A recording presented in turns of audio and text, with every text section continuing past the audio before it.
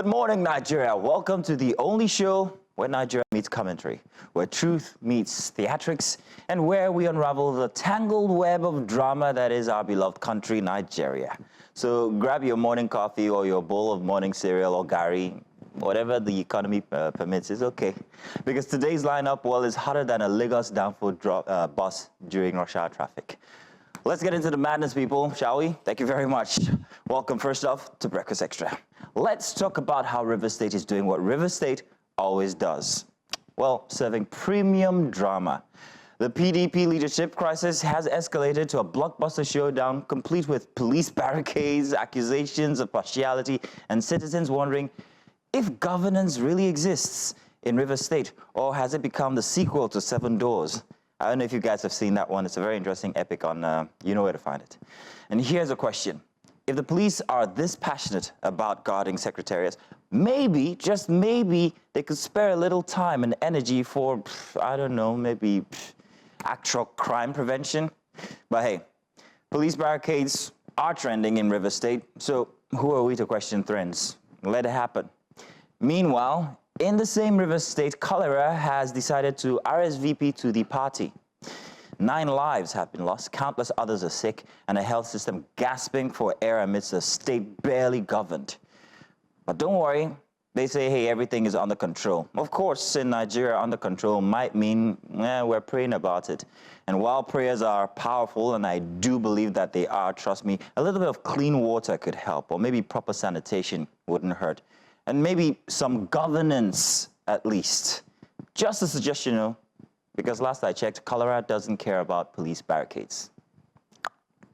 In any case, this week was the World Economic Forum 2025, where global leaders gathered to sip expensive coffee and discuss how to save the world. And guess what? Africa was on the agenda. Yes, they talked about us. They didn't talk to us, they talked about us, but baby steps. I mean, hey, at least we got mentioned. The chief economist's outlook reminds us that inflation is now everybody's problem. It's not just theirs alone, but everyone's, so handle yourself. Solidarity in suffering, I guess. But hey, fear not, we're apparently full of potential, is what they tell us. But if only potential could pay bills, because Africa needs much more than just words right now being touted at economic forums, we need action. Maybe from us, maybe with a little help. I don't know. Oh, and speaking of paying bills, let's not forget Asari Dokubo's delightful rant about the FCT Minister, my uncle. How dare he? According to him, Nyesom Wike is nothing, and Asari will deal with him. Now, I have a question to ask. What exactly is Asari's job description? Professional threat maker? What exactly gives him the effrontery or the audacity to threaten even the FCT minister, a man who doesn't even take lightly the threats? Oh, there's one more. Maybe he's the government critic in chief. Whatever it is, his audacity deserves its own award category. So maybe we should introduce the Asari Dokubo Medal of Consistent Chaos at the next national honors. But then again, we should also take a moment to appreciate the families of our armed forces. This past week, we saw the commemoration of the Armed Force Remembrance Day as they celebrated, we all celebrated, our fallen heroes. After all, these families, they loan us their fathers, their mothers, their brothers, and their sisters just to protect the nation. And what did they get in return? Well, a mixed bag of respect and neglect at the same time. But on this Armed Force Remembrance Day, we honor the fallen heroes who gave their lives for a country that often might forget them. And for those still in service, well, let's hope that the government will finally step up with better equipment, maybe proper compensation, and of course, better justice system so that we can actually see prosecutions of terrorists. Is that too much to ask? I don't think so. Now, outside all of this, outside the entire thing, I have a word or a lesson for Lasma to learn. Yes, indeed. This is my word to you, Lasma. Maybe you can take from the honor and respect that we show towards the armed forces. Yes, I'm talking about the Lagos State Traffic Management Authority, because I had a little tiff with them over the week. Perhaps maybe you should take a lesson in customer relations. Like, do what the army does. Like, no, I take that back. Don't do what the military does or the Air Force, because the truth is, what happens there is too many airstrikes that have missed their targets lately. So last month, I think you're okay by yourself. It's all good. And let's not forget, as we look forward to an American presidency with an ex-convict back in the White House, Donald Trump, and people wailing about the fact that TikTok is gone. Well, not in Africa yet, but in America. We'll talk about the effects and how that affects us here in Nigeria. Perhaps maybe we should start to see alternatives. But I'm loving it so far.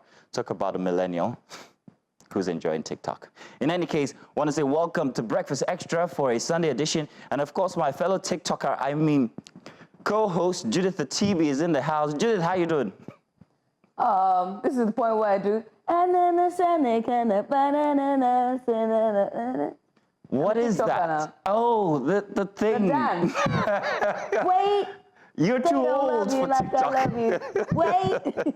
They don't love you like I love you. In any case, we'll be talking about this and seeing how it's going to affect Africa. And I'm sure that you'll be giving us one of those TikTok dances. They don't love you like I love you. Nigeria, Africa, the world, stay tuned. Welcome to Breakfast Extra. We'll be starting with the discussions in a moment.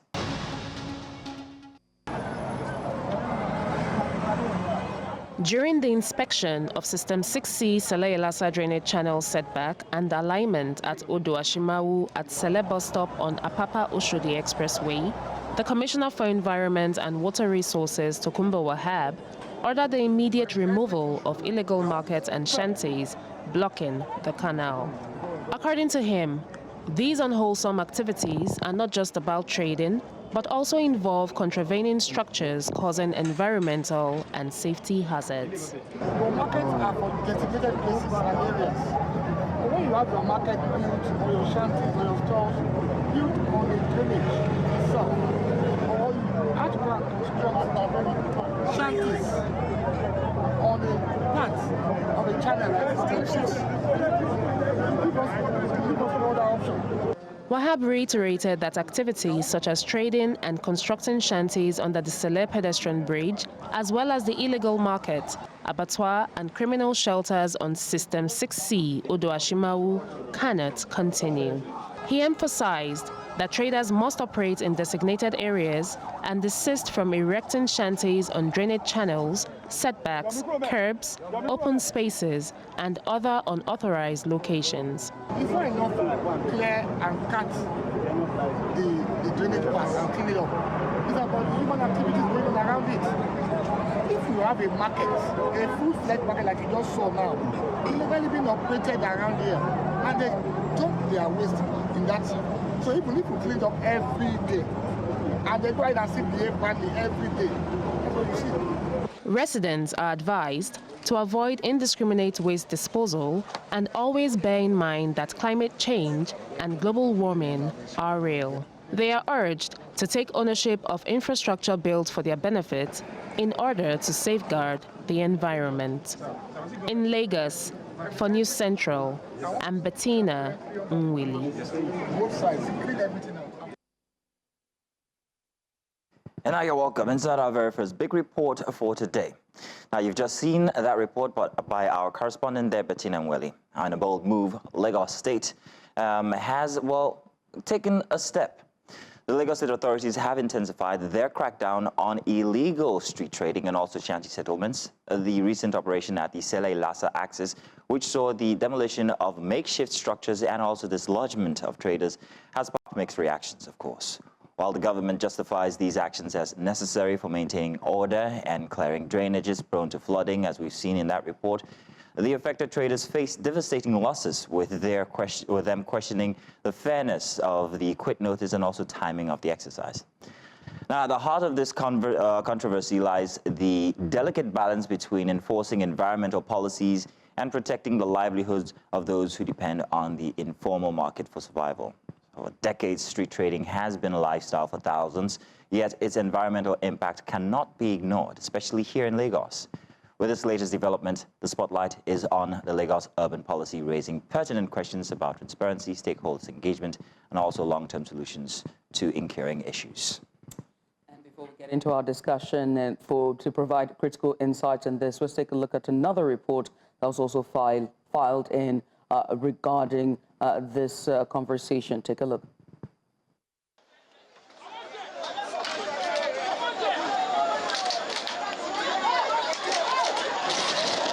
What used to be a bustling market with several activities of buying and selling is now brought down to rubbles by members of the Kick Against Indiscipline Agency under the Lagos State government. The demolition of shops at the popular Oduenro market in the Sele area of Lagos started at the early hours of Friday morning, leaving traders devastated about the destruction.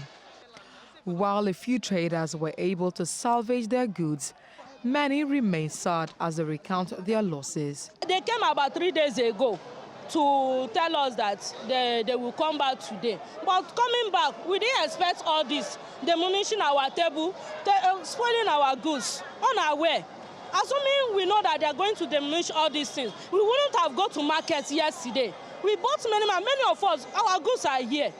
Like me now, I lost some of my goods. I don't know where it is. Estimate of the goods is worth in 2 million. It's worth in 2 millions because personally, I have over 1 million of it. So if you multiply it by over 300 people here, we have people that are far, far richer than me in this market that has more capital in their business than I do. So it runs into millions. We can't estimate it as it is right now. Besides being surrounded by a canal, the market situated under the bridge is also a major link road from Itire to Sele, which poses an environmental and security threat to residents, hence the demolition, according to Kai officials. There has been a law in Lagos State that there should be no form of buying and selling under the bridge. And equally, you can see that they blocked the canal, so nobody can use the canal again. The canal is blocked, the water is not flowing. And we came here last week. I started being noting since last week, Wednesday. I even came with the commissioner on Monday, so they refused to move. You can see the old trash being moved. And on top of that bridge, every night when they rob, they run down to this place. They want to clear the place of street trader and miscreants. While the market's women mentioned that they were given a short notice, the Lagos State Ministry of Environment and Water Resources earlier this week warned citizens of the demolition of shanties and illegal market structures in the state.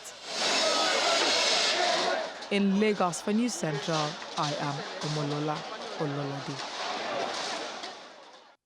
Many thanks to Omolola Ololade there for that report. Now joining us to provide critical insight into this situation is DG Akinpelu. He's an environmentalist with years of experience and is also the co-founder of Rethinking.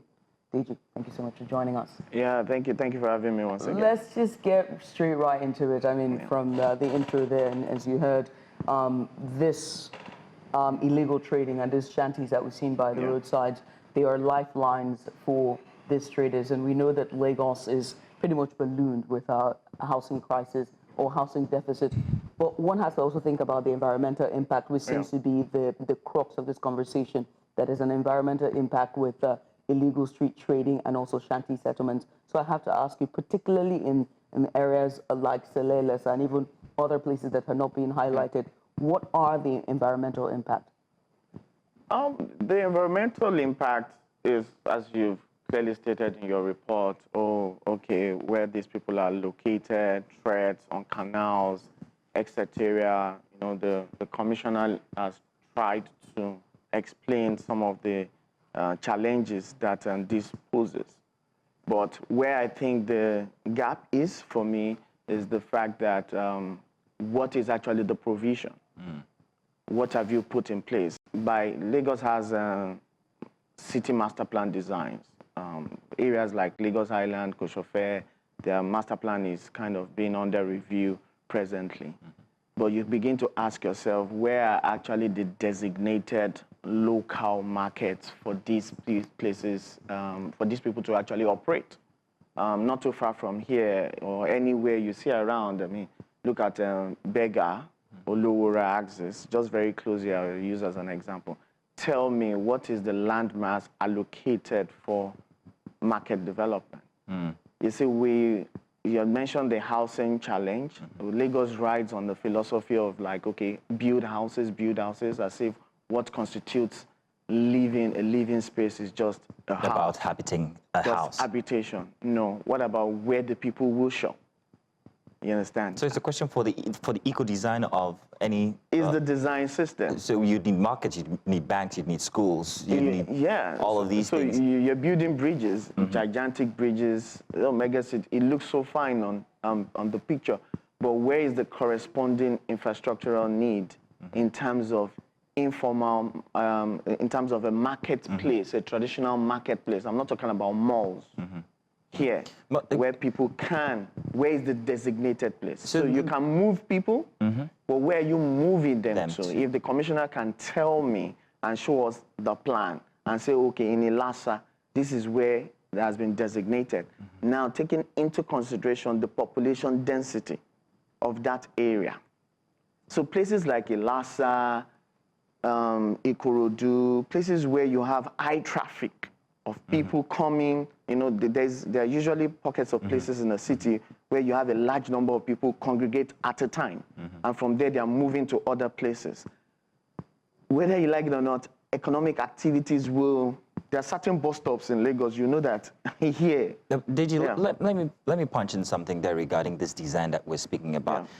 These are designs, if you go back to the blueprint, that have been in place for over 60 years, 70 years, 80 years. Ilasa, that Sele part of Ilasa especially, has had that market for a very long time. Very long like you said, people have gone to schools with their mothers trading at that market. So this design has not been subject to any change so far in the last 60 years, let's put it so. Now, Lagos has also evolved in what it is, the kind of people, the population. The instance from last December, 30 December, I was in traffic for 4 hours and then I missed the regular street trader on the island because there are no more, or at the time there are no more. And I began to see a need for them. So in this evolution or trying to make sure that the environment is clean, can there not be a little bit of leeway given to these services that people render to that accommodate what Lagos has become, what Lagos has evolved into? So when you use the word leeway, it's like, oh, let us just, I don't know. Well, not let it go without repercussion, but what I mean is perhaps maybe provide some sort of system. Yeah, so where I'm going is, it's not just a leeway, it's something that you have to do deliberately, and you have to plan with concrete attempt. I'm going to use an example of Alade Market. Alade Market has been demolished for how long? For how many years Continuously. now? Alade Market was brought down. That's more or less like a local market serving people within the island axis. Look at the structure that has come up there now, a mall-looking like structure. Is that really city planning? Yes, and it is our vexation to like, oh, we believe that, okay, we want to, Lagos development plan will say, making Lagos the next Dubai. Why is Lagos trying to become the next Dubai? We should be the next Lagos that takes into cognizance the needs of our people. Like you said, for that Ilasa, people have been there for, the market has existed for so many. It is a need for the people who live around that axis. So where have you designated? It's some of the things that you see as infractions or errors that the government tells you that the people are committing. It's just their resilience responding to what you as a government have failed to provide. When you don't provide for a very long time an effective transport system, Okada system will rise. Pull down the Okada system, Keke Marua will rise. Our people are very, very resilient. So they will always find a way to try and meet their own needs. Solutions. As long as you as a government, you are not responding enough to meet that need. So what the commissioner is not stating is where they have failed to clearly designate enough places where these people are able to function. Talk about mechanics. Have you ever been to have you called your mechanic once and say, oh, don't move. let me, I'm coming to your shop. Say, oh God, don't move. We've been moved from here to another place. Where are the designated places for these people to function? So how then can you balance it out, right? Because whether we like it or not, there has to be urban development. And as much, whether we like it or not, we have to still discuss the environmental impact. The rainy seasons are fast approaching, the water levels are rising, there's climate change. And we have to do our own quota when it comes to climate change response, and Lagos is doing that. And then there's also the harsh realities of the economic challenges that we face, hence why we're seeing the informal sector find a way to thrive. So how can Lagos State then balance it out? Because there's a housing deficit. Lagos is congested and tight, although they hate to say that narrative, but it is true. Selelesa is very densely populated, whether we like it or not. Same goes for Ikeja, Surulere, Ikorodu, even Shangotedo is now tight. You know, towards the outskirts, everywhere is tight. How can they balance it? And densely populated maybe it's an argument for another day. Because they don't like it. It says we're not congested. And so we'll leave that out so that because we don't have time. Yeah. But it is part of what we are lacking is the fact that we don't even recognize that this group of people have a need. Right. That we need to meet up with. So the idea and the concept of the city is that, okay, let us build shiny structures, fanciful places. The Lagos State government itself, in recent times, developed, there's this market that is just in a warehouse of recent. I mean, look at that kind of concept. Think of market designs that really just suit the need of, did you hear the last woman that spoke? She sounded so intelligent. She spoke clearly. She told you the value and it is not small money that these people are dealing with. No. The same commissioner should be shocked. The last time he went under the bridge and he was trying to get some people off the bridge, the man told him, said, I paid 250,000 here where I live. This woman is saying my goods is up to 2 million. That is to tell you that there is at least a business case around if I make provisions for these people. The challenge I have is that the commissioner is always so vexated about when he goes to places, he's interacting with people, he's so vexated about getting the people out that you are not even profiling and understanding their needs. Where did they come from? What are they dealing in? Okay, can we go back to the drawing board and come up with something, a plan for these people? JG, let's talk about the notice that was given to these traders. Only a couple of days ahead, they were visited by the commissioner himself, and then he told that these shanties and everything, the market was going to be leveled down. I think it was about 3 days, most of the marketers argued that they were given. Was that considerable enough? You said this is the major, when I was writing and like saying, indiscriminate notices. You see, Lagos cannot run on a man's emotions. A commissioner shouldn't be going to somewhere, you look at the group of people, okay, I give you 3 days. You go somewhere else, I give you 2 days. I give you, so emotionally based. What is actually the procedure? You're talking about the notice. Okay, who are the people the notice have been given to? I have seen demolition done in this Lagos, the one that was done in Mende. You will be told, okay, this place, people are now told to move in 3 days. When the execution is about to happen, the people who are executing goes beyond so much an emotional outburst and just instructions that are just nothing structured, nothing formal. Some people, depending on how powerful they are, they have the ability to go back to Alausa, and the government says, okay, we're engaging with them. They're trying to come up with the concept of as built. That is, okay, it has been done, but we are beginning to look at the concept of as built. How can we plan around it? What you give some people that kind of leverage? Yes, there's a provision for that. But some people, depending on who they are and what the capacity. In this same state, when Magodo residents were going to be pushed out and the police came and the families that own the land showed up, the Lagos State governor ran there that same day to protect the people of Magodo. To say, oh, this injunction will not take place. Oh, we will negotiate with them. We'll talk to them. We'll go back to this. We'll go back. In defense of those people. You and I know the caliber of people who live in Magodo. On that, okay, go ahead. Just give me a sec. I wanted to touch on something that you said earlier on when you were answering me. You were talking about the fact that, you know, the responses, remember you talked about when they were leaving under the bridge, just as you get off Ikoyi. That was a very popular reportage that came out in the news from last year, 2024. And you said that they were paying rent of 250,000. And you sort of leaned towards it, saying that it's very indicative on the commissioner, the honorable, and the Lagos State government. And so I have to ask you, do you think that they have done enough when it comes to the landowners or the people who claim to be leasing out these places or these spaces? Because the people who are in these shanties are definitely paying levies, they are definitely paying tax, and I'm certain they are paying some certain rent money. You know, so do you think that even the shanties themselves, them existing and to be in those erections to be there for that long, that occupancy for as long as 50, 70 years and counting, is indicting on Lagos State government? Because Where's all the levies and the money going to? I grew up in Lagos, knowing fully well how local governments, for instance, some of these stalls that you're talking about were actually even erected by local government.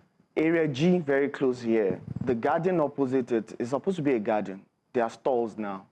Do you erect anything in Lagos and somebody is not collecting something from you, even if it is an area boy who has been empowered by a political institution?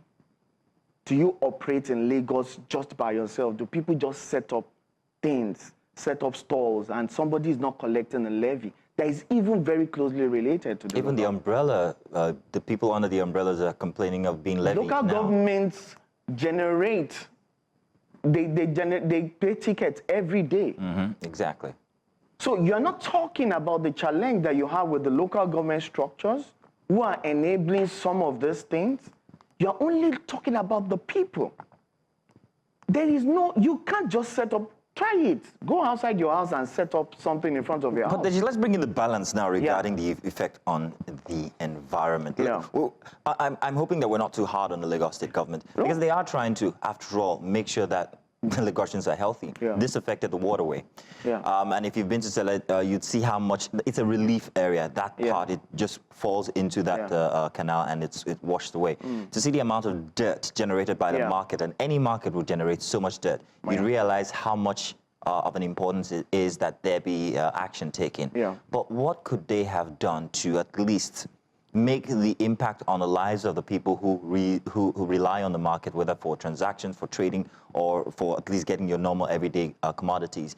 What could the Lagos State government have done in terms of strategy to either shift, move, compensate, eliminate, at this point it seems that's the word, this menace of the pollution that we see? Yeah, the pollution, well, if I get you correctly, or maybe I would like to answer it this way, you have canals, clearly, that you need to have a designated design in such a way that they are protected. And I think about 5 years ago when Mrs. Bilkis was head of the Parks and Gardens, there's a canal around Bagada that I took the media to look at and like do a protection plan. You've never really even tried to protect these places. And for a situation whereby people are having economic challenges and all of that, not making excuses for them, but you have not even put in place any infrastructure. Mende was destroyed. Those houses at Mende Estate. Yes. This is not even traders on that canal. These were houses built. Till today, the Lagos State government should tell me what action has been taken on that canal. Has it been cleared? The rubbles of the buildings, have they been cleared? In fact, you have even constituted added rubbles to what is there. A whole lot of these canals have been neglected for years, and you never even did anything to protect them. So if I get you right, look at the infrastructure and see how you can adjust it to suit the population or whatever has happened or evolved around it first, before attempting to impact the people's lives negatively. Yeah, it's all about planning. Okay, designate, knowing fully well, recognize that these things are essentials. The same government cleared Bega, Ojodu Bega. Are the traders not back in Ojodu Bega? I was going to say the same. Same goes to Oshodi, same goes to... So they were all is this the first back. government clearing places? So then it now begs to ask the question about messaging, you know, policy messaging, and how it is communicated to Lagosians to understand. Do you think that the Commissioner, who is saddled with this responsibility when it comes to environment and the sanitation, has done a good job in communicating to his constituency, and by constituency I mean Lagosians, so pretty much so they can buy in to what it is that they are trying to do when it comes to response to climate change? So the people will buy into what is very, very clear and very, very realistic. You know, I was in Magodo Brooks. Magodo Brooks is not far from here. There's a channel there. Please don't tell them it's not far from Magodo Brooks. People are, I mean, the things I saw in terms of structure, even there's a billboard there, this is a channel, and you have some structure, you have structures sinking on that channel. It's about, like the Lagos State government, I still challenge them to today. You talk about wetlands. Where is the document that we can use? Where is your communication on a comprehensive list of wetlands in the city of Lagos that needs to be protected. But it's been given out for rent. What are we protecting? We don't even have it. They say, oh, there's been a policy draft of wetland protection in Lagos for how many years? If it is out tomorrow and somebody can show me and say, okay, these are the wetlands that needs protection, and then these are the areas, then tell people not to go and build on it. The communication itself is poor. Policy development is so slow. You can't even have a clear picture of something. Somebody now brings out the law or something suddenly when it's no longer comfortable or when you want to act and say, okay, you are in error. You are in error. This person has been in error for how long? Is it that you are telling me as a government that it was never seen? Just allow us at the government area, the errors going on around. You are telling me that you don't even have. Is it that we are not aware? It is just always something of convenience. That, okay, oh, it's time to show. It's time for us to demonstrate that we are doing something. To me, it's not a concrete action or a concrete plan, communicating to people and showing people what they need to do. Okay. Well, I mean, Deji, we must say thank you. Thank you for the key word here is communicate, or rather the buzzwords here, or the takeaway, the key takeaway, communicate, carry the citizens along, provide alternatives, and also understand that as you're governing or as you're trying to do good for the environment, people's lives will suffer because this is their livelihood. And at the end of the day, please give ample time and notice and provide alternative. Deji, you've done fantastically well. I want to say thank you very much. Deji Akinpolu, he is an environmentalist with years of experience and also the co-founder of Rethinking. We're going to take a short break here. When we return, we'll switch to Edo politics. Stay here.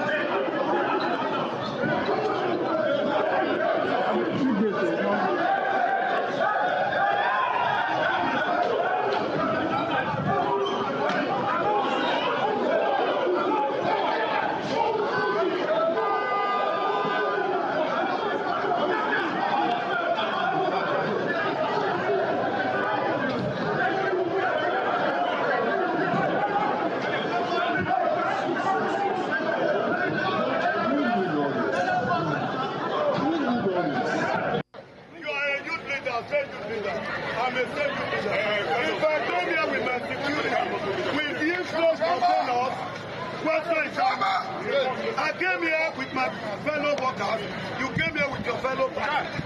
Then you still brought security, private security. So come and do what? It's okay.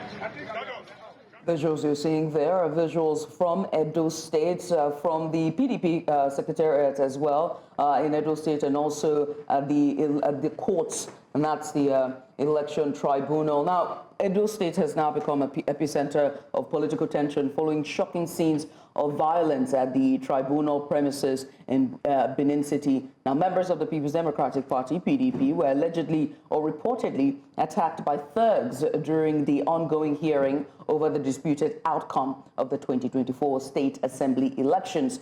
The chaos erupted near the tribunal, a supposed symbol of justice, as violence undermined the sanctity of the legal process. Now, this disturbing incident has further deepened the divide between the All Progressives Congress, APC, and the PDP, with accusations flying from both camps. Now, while the PDP claims that its members were deliberately targeted to silence dissent, the APC argues that the violence is being politicized to tarnish its image. Now, in another troubling twist, the Edo PDP has insisted that the party secretariat recently was invaded by alleged APC loyalists, just remaining its rightful property. The APC, however, disputes this as well, claiming it had acted within legal rights. Now, the dispute over the secretariat has added fuel to the fire of political discord in Edo State, and this has raised questions about the rule of law and the safety of political actors in a democracy. Amid this turmoil, accusations of lawlessness and thuggery have dominated the narrative, leaving citizens concerned about the future of political engagements in the state.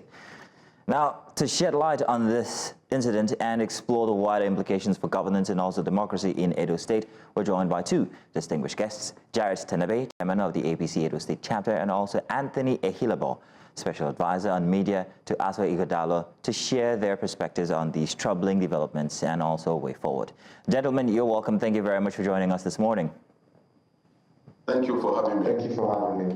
All right, now, Mr. Ehilabo, let me start with you. I'm wondering if you can provide a bit of clarity on what transpired at the tribunal premises in Benin City during the reported attack on PDP members. Your take on it? Well, thank you very much. From the video, that's directed at Mr. Ehilabo, please. Okay. Thank you. Thank you very much.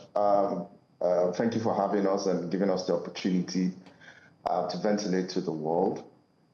We take this very serious. The fourth realm of the estate is where we can safely ventilate. Within the last 3 months or 4 months, sequel to the elections of September 21, Edo State particularly has come under siege. There's been threats, violence, intimidation, and all of that. I'm particularly led by my co-guest here, Mr. Jared Tenebe. Emperor Jared Tenebe, as he calls himself. I think that we need to proceed as a state within the realm of the law. We, prior to this, have been inundated by his personal self, has on several forums threatened to come to court to harass both the petitioner, my principal, Dr. Asari Dokubo, and our witnesses. He's been said on live TV to come, that he's coming to recover properties and arrest people who on an alleged murder of a policeman who we know when he was shot, these same individuals carried him into a vehicle instead of taking him to a hospital. I want to put this on record, that we are peace-loving people. My friend, if this is why they brought me here, I'm going to get out of here. It is unfortunate that he will not even allow me to speak. You can see the kind of character that he has his time to speak. And when he has his chance, he can defend himself. Gentlemen, I will ask that we let each other finish speaking, and let's just keep our own conversation on track. Let's keep it so. Thank you very much. Anthony, if you'd continue and conclude. Thank you very much I really am grateful that you're able to intervene in this manner. And it just goes to show what we're going through, that we're unable to speak, we're interjected, interrupted, constantly intimidated. But we're not people who are afraid. I'm from Igwebe. Igwebe is the known, Igwebe means the people of Ebe, the people of the sword, people who are courageous, who are warlike. But we take peace every time. We decided to go to court and ask for private security protection because we realized that the police in Edo State have become, to a large extent, numb. You will see that there are videos where the police tried to intervene when Mr. Jared took laws into his hands and went and attacked the PDP secretariat. If we lived in a lawless society of chaos and anarchy, then it would be all right for anybody to just go anywhere and invade any property. But I dare say, even if I'm the landlord of any property, I do not have the right to go into that property while someone else is in occupation without valid court papers, without the bailiffs of the court enforcing. The only people in Nigeria today, not even the Nigerian police force, can go into any property without a valid court order, without a bailiff of the court. Who goes there? That happened. The next day, we went to court. This security, let me just land. These private security people were provided to just escort. We have about 15 SANs and some other lawyers who have expressed their fears based on the threats issued by Mr. Jared. And we said, okay, we will get private security who will just protect our lawyers to court. One of our lawyers, 2 weeks ago, Wole Young SAN, was harassed by a certain asset verification. And, you know, by the way, let me even state this. There is nobody except a court bailiff who can enforce the judgment of a court to go into any property. But you have people breaking into people's properties. Mr. Ayelebo, now we've gotten the gist of your submission. Let's give the floor, the right of reply now to Mr. Jarrett to reply. Mr. Jarrett, there are videos and there are claims. We've seen the videos circulating on social media, and we've also heard from PDP's perspective. What is your response to that, and what's your account of what happened on that day? Well, the video you showed just now, there is somebody who is carrying a gun. And I hope you saw that person very clearly. He's wearing a Asari Dokubo PDP's T-shirt, who was shooting and saying that they must give them their mandate. So I hope you know that that is not a PDP, is not an APC person, that is a PDP person. That was the first time in court. So if you have people like that behaving in that manner, then you should know that says it all, to know the kind of people that you are dealing with. The reason why I said I will get out of this whole thing now is because of this very character that is here. Because he uses his mouth to lie and say all manner of things that he wants to say. And I don't want to join issues with him as he's there. If I have to engage with somebody, I should be engaging their chairman or engage Asari Dokubo, because myself and himself, we are not mates in all ramifications to start with. That's the reason why I say so. But go to the court. What business has the private security got to do in court? When the police are there that are in court permanently to provide security for the people. Who started this whole thing? They started shooting and they were captured in camera. Because they were captured in camera, this is not the first time. The last time, one of them was carrying bottle. They even injured our people. And I complained. I did a press release to complain about it. Even when this one was shooting, I also did a press release. Something is very clear here. I said it. This one they are saying that a threat. There's nobody that is threatening anybody. What we are saying is that they killed a policeman at the airport during the campaign. And that policeman they killed, justice must be served. And we wrote petitions to the police. And we put all the names of the people. Fortunately, because of it, they are thugs. Those are the people they have as their agents and their witnesses. And we know that they are bringing them to court. I also want to tell him that by Monday, that's tomorrow, they will start calling their witnesses. We are all coming. I've told all the APC people to come to court. Any of them we see, any of all those witnesses we see, among the people that killed the police, we will catch him and hand him over to the police if the police cannot do their job. So when you talk of the secretariat, we have no business going to court to get us to enter our secretariat. When some few years ago, we needed to extend the rentage of our secretariat. That's this very particular secretariat in Airport Road. We needed to pay for extension of rentage. We contacted our National Working Committee and they sent money to us to extend the rentage for 7 years, which we did. We had the receipt. 3 weeks after, Godwin Obaseki left APC. He left APC, and about 2 weeks after, he came to the secretariat with their thugs, with the help of police, and chased us out of that place. Destroyed our things, collected our vehicles, and left. And that time, I was not even in the party, I was even in PDP. That period. It was when Obaseki was coming to PDP, I left PDP to APC because I know that they are brood of vipers. I got to PDP, I became deputy state chairman, and I made a promise to the party. One, that I will work to ensure that we get the government in the state. No. 2, I will work to ensure that we recover our secretariat back. If you Google APC secretariat in Edo State, it will take you to that particular address. No. Meaning is our secretariat. Right.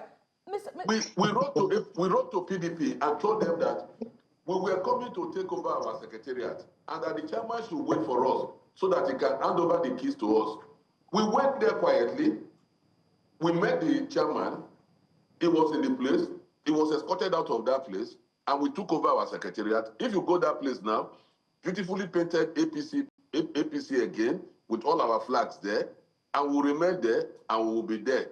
And nothing is going to take us out of that place. So one thing is certain here. There are two things I took out from your submission, sir. The first one was that you've accused PDP of thuggery as well, citing that video of that young man who's wearing Asu Ighodalo's T-shirt, right, a branded T-shirt. Yes. But does that make him a member of the PDP by wearing that T-shirt? That's a question for just a rhetorical question. You don't have to answer. Okay. And then secondly, the occupancy of this secretariat in question, whether it's PDP or APC. One thing I took out of this is that there has been a bit of migration from one party to the other when it comes to the ruling elite or the political elite of Edo State. I'm going to give Mr. Ahelobo a right of reply to the accusation of thuggery from Mr. Jarrett. And then I'll also ask the both of you afterwards about the secretariat itself.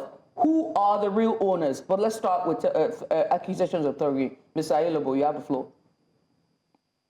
Well, I mean, from the way Mr. Jarrett has spoken, the denigrative words he used against me, I'll tell him, I'm a 16 years post-call lawyer. I'm special advisor to Asari Dokubo, former chairman of Sterling Bank. I have the right, and I've spoken with him on several platforms before this. But to address the issue of his, of that talk, you can see that the guy clearly was a script. He was playing out a script. Why would, I mean, the people in Asari Dokubolo's camp are intellectual people. How on earth? We are not talks. I'm not the one that said that is on live TV now, threatening to arrest or victimize witnesses in a case ongoing in court. And I'm glad that he's still making the same comments. He's still threatening our. But anyway, I'm not perturbed because it's out of. I don't think there was any threat made. He just made a statement. There wasn't any threat. He stated his side of the story. I just wanted to go back on. We can do that actually. His words. He said we are watching and we will arrest anybody that comes to give with evidence in court tomorrow. That was what he clearly said here. He also said that they will be handed over to the police. He left the court before this was addressed. Mr. Anthony, let's clear this out. Yes. He said that they would be handed over to the police. Now, that's the authority when it comes to arrests. So he didn't make any threats. To our witness, that is intimidation to our witness. If you are a witness and you are going to testify tomorrow and you hear this kind of comment, would you go to court? Let me be very clear to him. He left the court before this was addressed yesterday. This was addressed before the chairman of the tribunal, that this is the statement Mr. Jarrett has been making around town. And the judge spoke to his lawyers and told them to talk to him, that he should stop making those kind of threats to people who are coming to give testimony in court. And we're not going to be intimidated. He should just bury that thought of intimidation. Nobody is scared of him. Nobody. I am not. None of our witnesses are. They are going to come to court. And this is what they did when we were going to tender evidence. They started threatening and panicking, and they thought that we didn't have evidence. This same man went to where we were trying to get evidence at INEC in Benin and threatened our lawyer. And there's even a post on Facebook where he threatened somebody, threatened someone's life. He needs to stop this. We're in a civilized society. Nobody is going to be intimidated in 2025 January by somebody who is claiming that he's going to do this and do that. We're on live TV. We should have some decorum. Right. We should have some civility. Mr. Ahelobo, let's to the question about the accusations of thuggery. Yeah. I can tell you, no member. Why will anybody go and wear Asari Dokubolo's? And you can even see that T-shirt still has the tag on it. Watch that video. He was picked up by a van from the government house. Why would anybody even go and allow himself to be recorded wearing Asari Dokubolo T-shirt and shooting? You can tell that this is a very cheap stunt, something that nobody in his right senses. We've identified the individual. We've identified he's on the run right now. And he's not even anywhere closely related to us. You've identified the individual, so who is he exactly? There is a speculation that it's an estate something or real estate that works for a certain other individual that was in the court. and is APC related. It's not. It has no business with us. It has no member of Asari Dokubo campaign will ever do that. We are too civilized. We are too advanced in thinking to go and carry even if you want to commit such an offense, if you want to do something like that, you will now wear Asari Dokubo t-shirt and the face cap. Nobody is buying that table. Nobody believes what they are cooking up. This is the same man that sat down and said that Philip Shaibu, the former deputy governor, stole his wristwatch. Today they were sitting in court just yesterday together. It doesn't make sense. All right. Why don't we just try? If you say you've won the election, allow us to go to the petition tribunal peacefully. We have been unable, all our members have been operating in fear. Imagine saying that they didn't need, taking law into your hands and going to another person's secretariat, another political party's secretariat. This has not happened in the history of Nigeria. It has never happened that even in Abuja, the PDP secretariat is there. APC all right, now, Anthony, let's move on to other matters now, Anthony, if you don't mind. Let's move on to other matters. Just very quickly, I want to come to you, Mr. Jared, and ask you about, this statements that you have been making that Mr. Ayelabo has pointed to both on Facebook and saying that this is something that you are notorious for. And I have to give you a right of reply because we have to stay balanced and fair. We are just trying to bring the facts out. Do you have proof that this person, this individual that we've seen in the video, who downed who had done on the branded T-shirt, is a member of the PDP?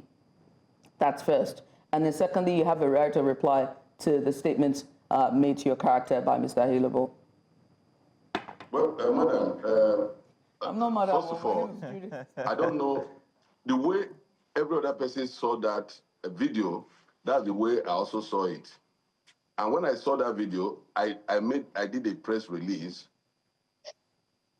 calming everybody and telling them that tribunal is the last hope of the common man and that it is not proper for what they are doing. That video does not belong to me. I don't know anything about the video. I saw the video the way you saw the video, the way himself saw the video is the same way I saw the video. The question is, whose T-shirt is that? Because I don't know who made the video. I don't know how the video got out. It must be press people that were there that did that video that is not that now went viral. So the point is, whose T-shirt is that? Don't they have T-shirts? You can Google and bring out their T-shirts. When APC now went to go and make T-shirts for their people to prove what? Yes, look, they did. They are known for that since the beginning of the tribunal. They came and I complained the first time. They fought our people, stabbed our people, and they were bleeding. We reported to the police. We even wrote petition to the police on this issue. And this is not the first time. And when this happened, we complained to the police. We drew the attention of the police to it. Look at what they are doing. So on the other one that is talking about intimidation, how did we intimidate them? There's a video of you. How did we intimidate them? But there's a video of you at the PDP secretariat, right? And I have to ask you, this PDP secretariat, or this secretariat, let's put it as the secretariat, in quote. There are videos of you in the secretariat causing chaos. Hang on, I'm just trying to get to the question. Yes.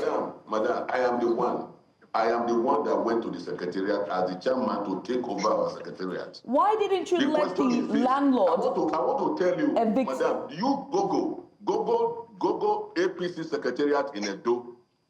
Let's know where the address where it's going to take you to. So why didn't you let the landlord evict them? These are people, these are human beings that when they were supposed to resume in the House of Assembly, they went to the House of Assembly, removed the roof of the House of Assembly. These are people, the same people, 14 members of the House of Assembly, 14 members for one full term, 4 years. They refuse to allow them to go into the assembly. It is known to everybody. It is not to everybody. It was that period they took over the secretariat from us. And you say we should not come back to our secretariat. We will be there. We are going to be there. That's our secretariat. In fact, I'm supposed to be, when I live here now, I'm supposed to be going there. That's where I resume every morning. That's our secretariat. We don't have any other secretariat. If he says it's their secretariat, why are they not there? We asked them to leave. They left quietly. Nobody. I'm going to come to Mr. Anthony now. Mr. Anthony, regarding this matter of the secretariat. All right. He's sorry, you know that it's our secretariat. Yes, Mr. Tenebe. I went to go and do a release. Just a second. Tell you, the chairman, are you guys really listening I want you people to disregard. Excuse me. Gentlemen now, gentlemen. Anthony, just a second. Disregard it. I will tell you the reason why I say disregard any statement you see from Azegbemi. There was a time he lied that he was kidnapped. Who? In Edo State. The chairman of the PDP? The chairman of the PDP. He lied that he was kidnapped. Aswa Egodalo and Ogodwin Obaseki brought up a lot of money to bail him out, to pay to the so-called kidnappers. They now discovered that it was a lie. After that, they placed a cost on him. And since that time, the guy has not been normal. Mr. Tenebe, can we let's take a moment. Let's take a moment, Mr. Tenebe. Let's take a moment, Mr. Tenebe. I'd like to talk to Mr. Anthony now regarding, first off, if you'd like to reply to any of the things, in summary, mostly, please, if you can, would really appreciate that, Anthony. And then also, let us know exactly where your party stands regarding who is supposed to be the resident of the secretariat. Let's find exactly what that genesis is and where it is now. Let me say something. From his comments, you know who exactly is Google a tenancy agreement. When has a Google? I can go anywhere and put a location to anywhere. We're looking exactly. That's what we're looking at. The location of the APC secretariat, which is on the screen. As his evidence. When someone starts to speak and uses Google as his evidence, you just know the level of thinking, the level of the capacity. We are talking about a tenancy agreement. Who paid the last rent? Who is in occupation of the property? You do not go to any property and oust people. That's what's called self-help. And it's actually reflective of the character of someone. I'll tell you, he has just defamed Tony Azegbemi again. Mr. Jared Tenebe already has a defamation problem with Dr. Aswa Egodalo. He will be served, if he hasn't been served last week, he's running away from service. He will be served this week. I can assure him that he will be served this week for defamation. And, you know, he doesn't understand the kind of people he's dealing with. All right, Mr. Anthony, we're going to focus on the issue now, if you don't mind. Let's focus on the issue and leave the persons and personalities out. He has just defamed the party chairman that you know what he just said now on your show? He just said to you that somebody actually pretended that he was kidnapped. A man that was in audio for over 2 weeks was kidnapped last year. You know, in the same way he mentioned that Philip stole his wristwatch. I wonder how they resolve that issue right now. But let me go to the matter of the tenancy party secretariat. Now, and that's to show you the helplessness of the police against them. He mentioned that thug was shooting, and he doesn't even understand that it's an indictment. They are the ones who are in power, who are supposed to provide security. That guy was shooting. How can we are the petitioners in the tribunal. How can we try to disrupt a tribunal that we are trying to use to recover our mandate? It is not possible. And by the way, they are the government in power. They control the police. They control security agencies. How did they allow someone to come within 5 meters of DSS office, within 5 meters of the Nigerian Police Command, and start shooting? And that person gets away. And he thinks it's an indictment on us. We are not in government. They are in government. They are the ones who should take account for the actions of that individual. And we're asking them to we are asking them to arrest this particular individual. He couldn't have gotten far. He has been identified by his body type. That same person we are saying is the suspect. Can be arrested today. But who is giving him protection? Who is hiding him away from the police? That's the question we all need to ask. You see, from all the comments and everything we have seen today on your show, it is clear who the clear aggressor is. And he has said tomorrow he's coming. I'm glad that we have this in evidence, and we are going to relay this to the chairman of the tribunal, that this is the same threat he's issuing again on live TV a day before our witnesses start coming up, that he's intimidating them, pre-intimidating them. Gentlemen. But again, like I said, we are not going to bow to such intimidation. We are not afraid of you, Mr. Jared Tenebe. Nobody is afraid of you. Not me, not Anthony Ilebo for the Igwebe. We will never bow to intimidation. Gentlemen. As our evidence, as we try to prevent us from tendering our evidence, and we have done that, our witnesses will come and give their testimony, and we'll give it in full. Please don't be shaking. Gentlemen. Nothing will stop that from happening. Gentlemen, as we're having this conversation about the matter of the Secretariat, thuggery and chaos between the two parties, there's one element that we're forgetting, and that is governance in this state. The continuous show of violence and chaos from both parties, whether or not one is instigating and the other is reacting, one thing is certain: it doesn't show a good light to Edo people. And it throws into balance peace and governance.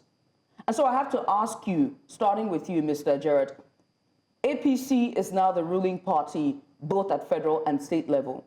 What does this mean for the people of Edo State with this continual display from your end? Let's start with you. Well, you know, I will first of all refer to the defamatory statements he made. I am waiting for Asari Dokubo to serve whatever court processes he wants to serve. We are here to respond to him. When his lawyer wrote, my lawyer responded to him. And we have been waiting for him and still waiting for him. I'm sure the whole world is also aware about the 21 vehicles that are in his possession that he has not returned up till now. The former Attorney General was talking about that they harassed at the court. They traced him to court because he had some vehicles in his possession, which he has returned now. So I want to even ask him, if you are in possession of vehicles that were given to you, unlawfully given to you, and you refuse to return them, what is that? So that will be left for him to even say. Well, secondly, on the development, this is purely party. Most of the things that is happening is party. The governor belongs to the party, and the party presented him as the governor of the state, and today is the governor of the state. I am the one leading the party, and he is facing governance. And as I speak, as he came in, he flagged off 3 flyovers in Benin, which are ongoing, and roads are going on in my senatorial district, Edo North senatorial district, and his own senatorial district. Roads are going on. A lot of things is going on. He's not distracted. The governor is working. He has faced his governance. He's working. And he's delivering to the state. The state is happy. The state is aware. Edo State is aware that PDP All right. is not a good party. We have to wrap up this conversation because we're pressed for time. Is gone, and PDP is gone. Yes. Let's quickly. Nobody is blocking anybody from coming to testify in court. But what we are saying is the people that are coming to testify are people that have been running since. They were declared wanted by the police. They have been running since. And the police have not been coming out to arrest them. And if we are not bringing them to court, we should be able to... All right, Mr. Tenebe, we're out of time. Apologies, sir. We have to let... Anthony. Mr. Tenebe, you have to let us round up the show. Because you have no case. They don't have any case. We know that you don't have any case. Mr. Tenebe. Let the courts decide whether they have a case or not. Mr. Tenebe, let the courts decide whether they have a case or not. We cannot pass out judgments until the courts decide.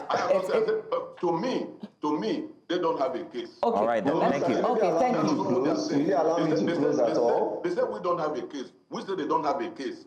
So what I'm saying is, even if you go and testify, even if they go to testify, by the time the person who testifies is coming out and we are there. Can Mr. Tenebe allow me to close? Anthony, please go ahead. Police. Anthony, please go ahead. Okay, so I think what we've seen today is a clear manifestation of the character displayed by Mr. Terry Tenebe, and it reflects as to what is happening. And I'll reply to you, please, but we are not... Anthony, we're out of time. If you can make this a summary, please. We have not responded. We are not violent. We are not... I represent Dr. Asari Dokubo. He's not a violent, he's a peace-loving person. This is a man that has reached the epoch of any, he has been chairman of Sterling Bank, chairman of Nigerian Breweries. He will not associate himself with violence. He has carried himself with grace and candor. And we hope that Mr. Jared Tenebe can learn a thing or two from this. And he can, pipe down and let them truly face governance. The people of Edo State are currently going through a lot. They protested 2 days ago about extortion, the beliefs of thuggery. This thuggery was was relegated in Edo State. It has come back. What you are seeing is a reflection of the characters that are now hovering around government.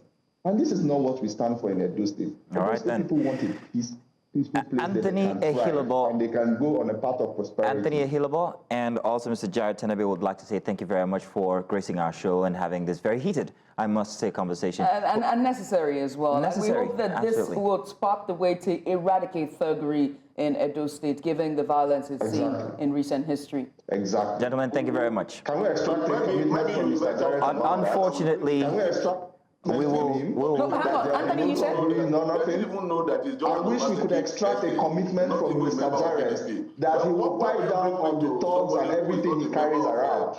It was supposed to be political party to political party, not... Mr. Jared, I'm a senior chieftain of the People's Democratic Party. Gentlemen, we have to go. Thank you very much. Gentlemen, we're Thank out you of very much, time. gentlemen. Thank you. Thank you so much. Thank you. Hey, welcome back. It's another big story. Nigeria's socio-political landscape is often punctuated by heated exchanges and continuous statements, and the latest outburst by ex-militant leader Asari Dokubo against the FCT Minister Nyesom Wike has sparked a significant stir. Now, Dokubo's remarks, laden with threats and bravado, have drawn widespread condemnation, particularly from the Arewa Youths for Peaceful Coexistence, who have called for restraint and also a focus on peaceful dialogue. The sharp rhetoric has amplified concerns over the legality of such threats, their security implications, and their potential to escalate tension in the country. The AYPC, through its FCT chapter and other affiliates, has been vocal in condemning Dokubo's remarks, stressing that the unity and peace of Nigeria must not be jeopardized by inflammatory rhetorics. The group's position reflects a broader unease within the northern region about the audacity and certain individuals to issue threats without legal or governmental accountability. These concerns are even more pressing given Dokubo's past affiliations and his self-styled claim of influence. So to dissect this issue further, we're going to be joined subsequently by Mark Oga. He's the FCT chapter coordinator of the Arewa Youths for Peaceful Coexistence. And also, but joining us now is Olalekan Ige. He's the editor-in-chief, Independent Monitor. Olalekan, thank you so much for joining us. We appreciate you for doing this with us. I mean, let's just get started. The Arewa Youths have condemned Asari Dokubo's remarks against the FCT minister. What are the primary concerns, regarding his statements? Let's start there. Well, I think it's to measure what Asari Dokubo had stated. It's not the first time he's had some kind of verbal attacks on the FCT minister.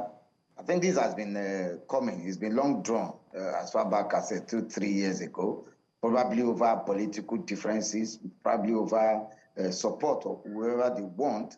Remember that the politics in Rivers State is also influencing maybe some of his statements, and you can understand the background for which he's speaking.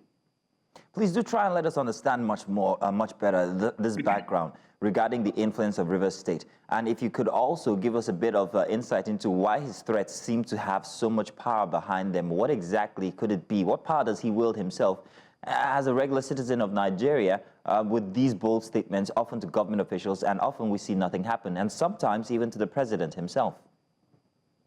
Well, I'm sure there have been the local politics in Rivers State where you have this kind of upland and riverine divide in the politics, of Rivers State.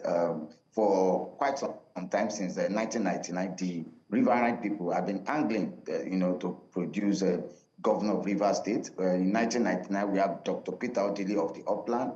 He was succeeded by former Minister of Transportation, Rotimi Amaechi, who is also from upland. And Amaechi was also succeeded by Nyesom Wike, who was then coordinating minister of education, also an upland man. So we had about 24 years straight of upland people until Wike also succumbed to the pressure of the riverine people to have somebody from the riverine. So the current governor of Rivers State is from the riverine, from Opoponkoro local government area. Asari Dokubo himself is from riverine, from Asari Toru local government area of Rivers State. So you understand why there is some kind of support, for the governor of Rivers State, and why he thinks that the minister of FCT should let Fubara become act and also function as the governor of Rivers State. You understand the background of why an attempt was made to impeach the governor, advisedly on the orders of the minister of FCT.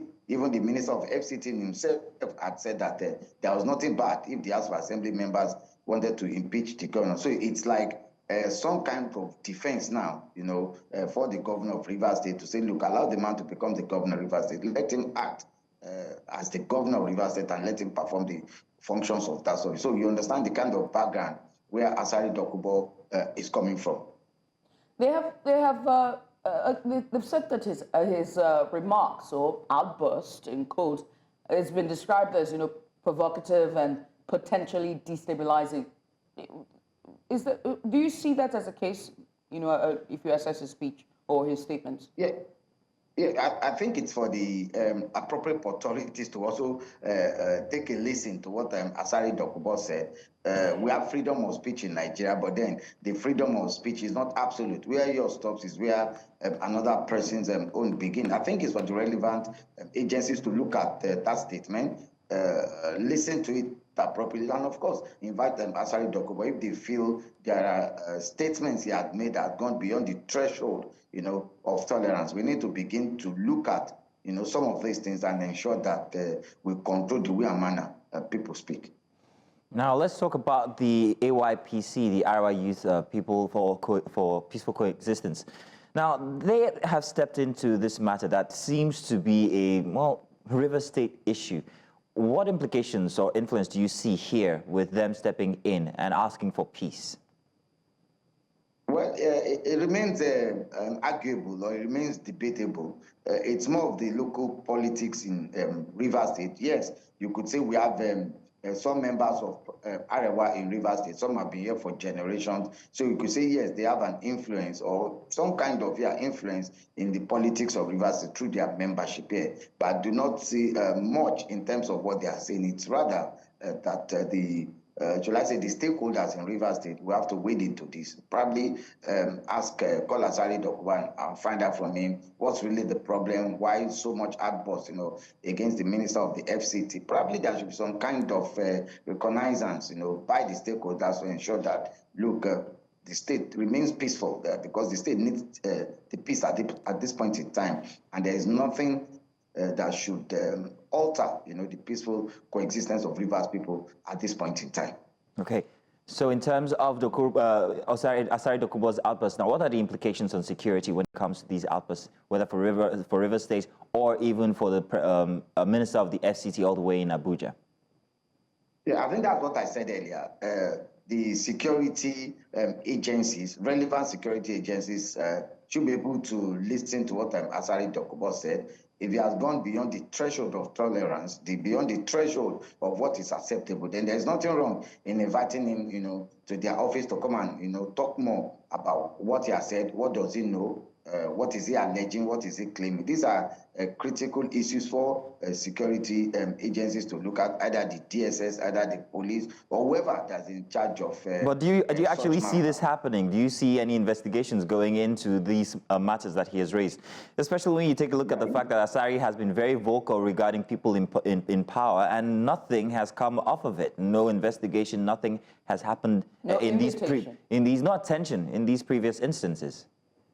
Yeah, I think it boils down to the inability of relevant agencies to take a look at these issues. We shouldn't allow people to say things, and get away with it, without being questioned. Otherwise, it will continue to embolden, others to also come forward and say all manner of rhetorics, accusations, counter accusations, and all of that. I think it's high time we have the relevant agencies, step into this, try and curtail some of these statements. For some people, 2027 may be far away, but for the politicians, they're already thinking of 2027. And we cannot have, this kind of statement coming out ahead of 2027.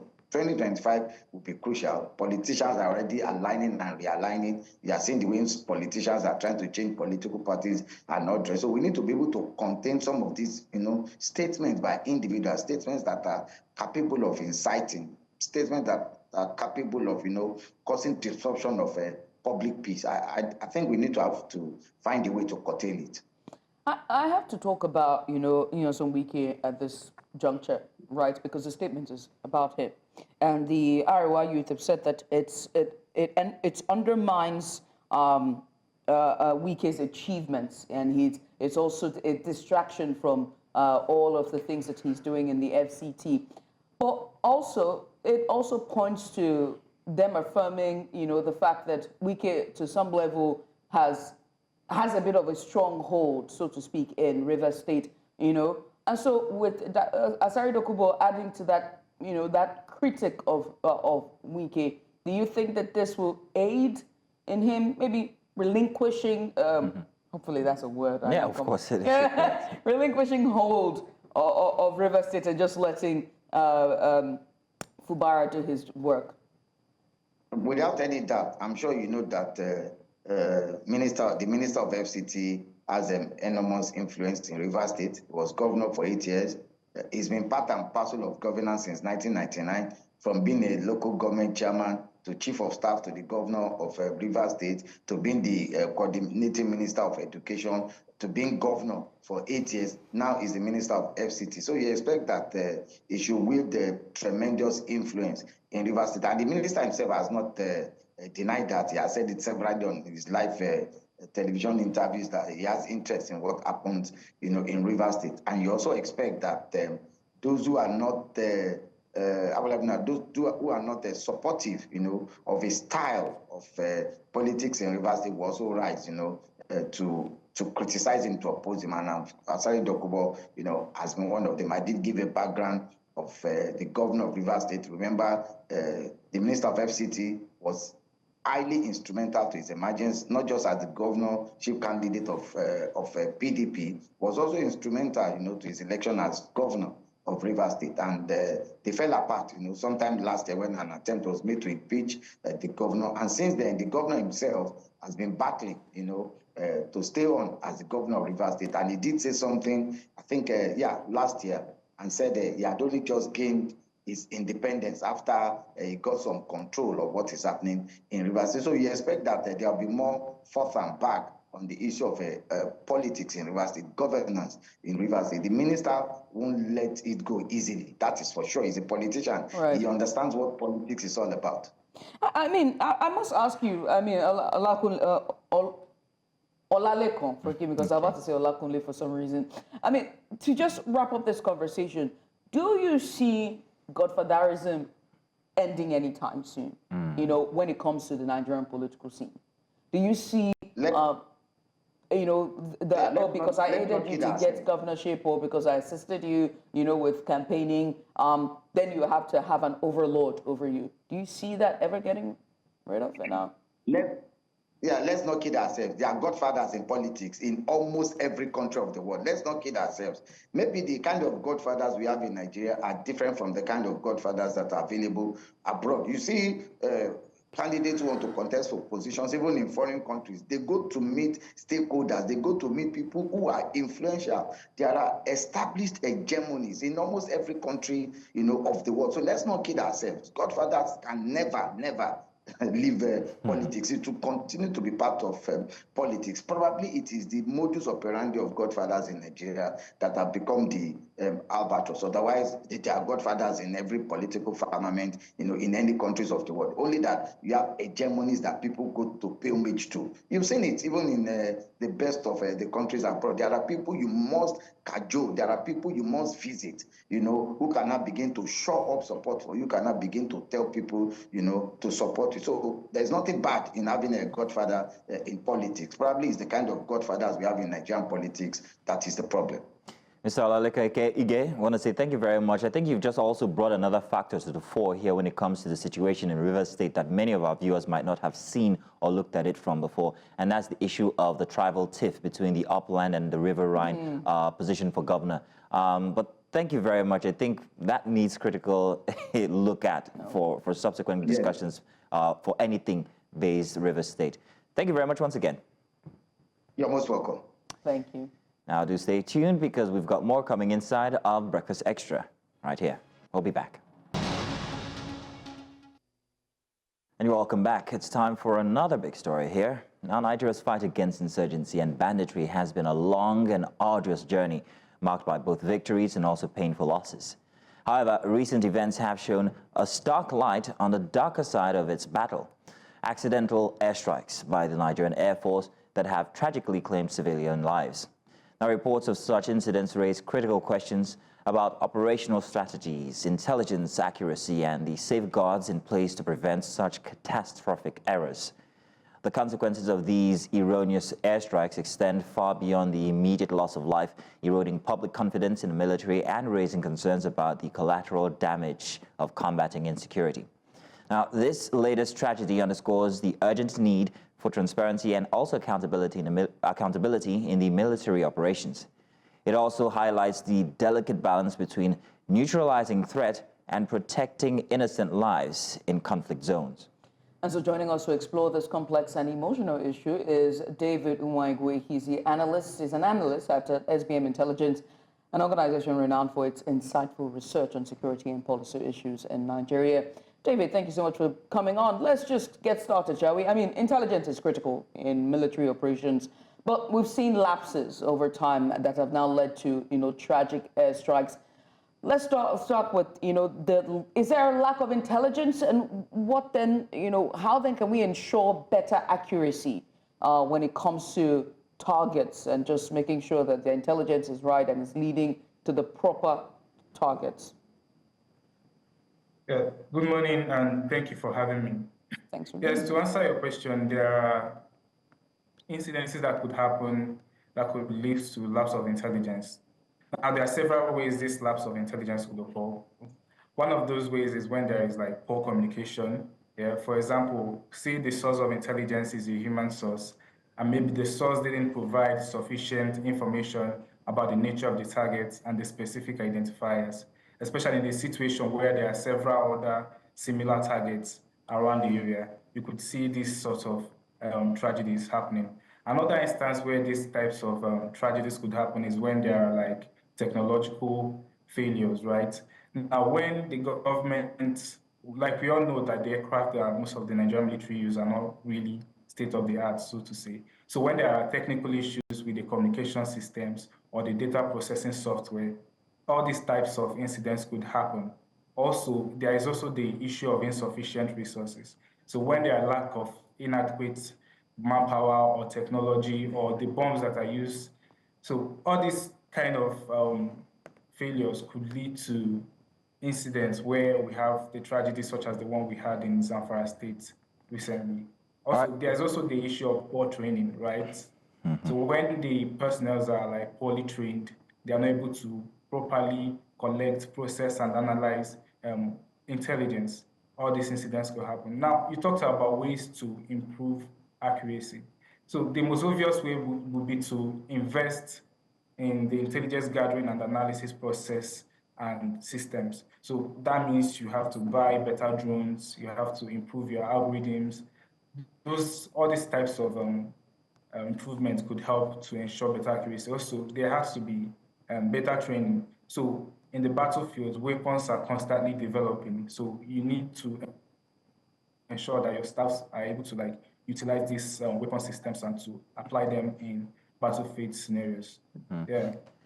I mean, there's a budget presentation that's ongoing, right? And there's also arguments that they need to increase the budget, the allocations to the military to get equipment and, the right drones, the proper equipment to have state-of-the-art equipment when it comes to intelligence gathering and then still train.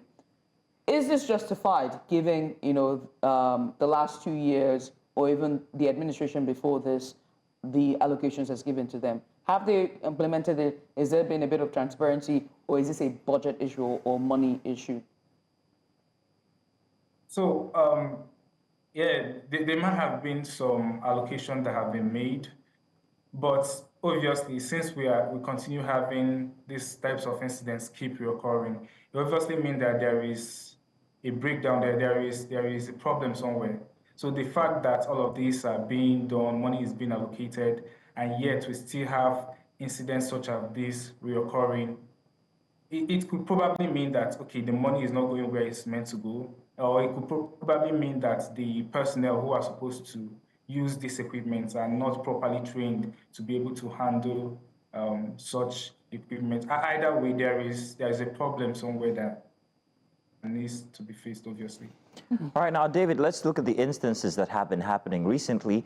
Collateral damage has been as a result of airstrikes. It would seem that the Nigerian army has resorted to airstrikes, maybe because boots on the ground aren't really effective. I'm not sure. I'm just postulating this, putting it forward.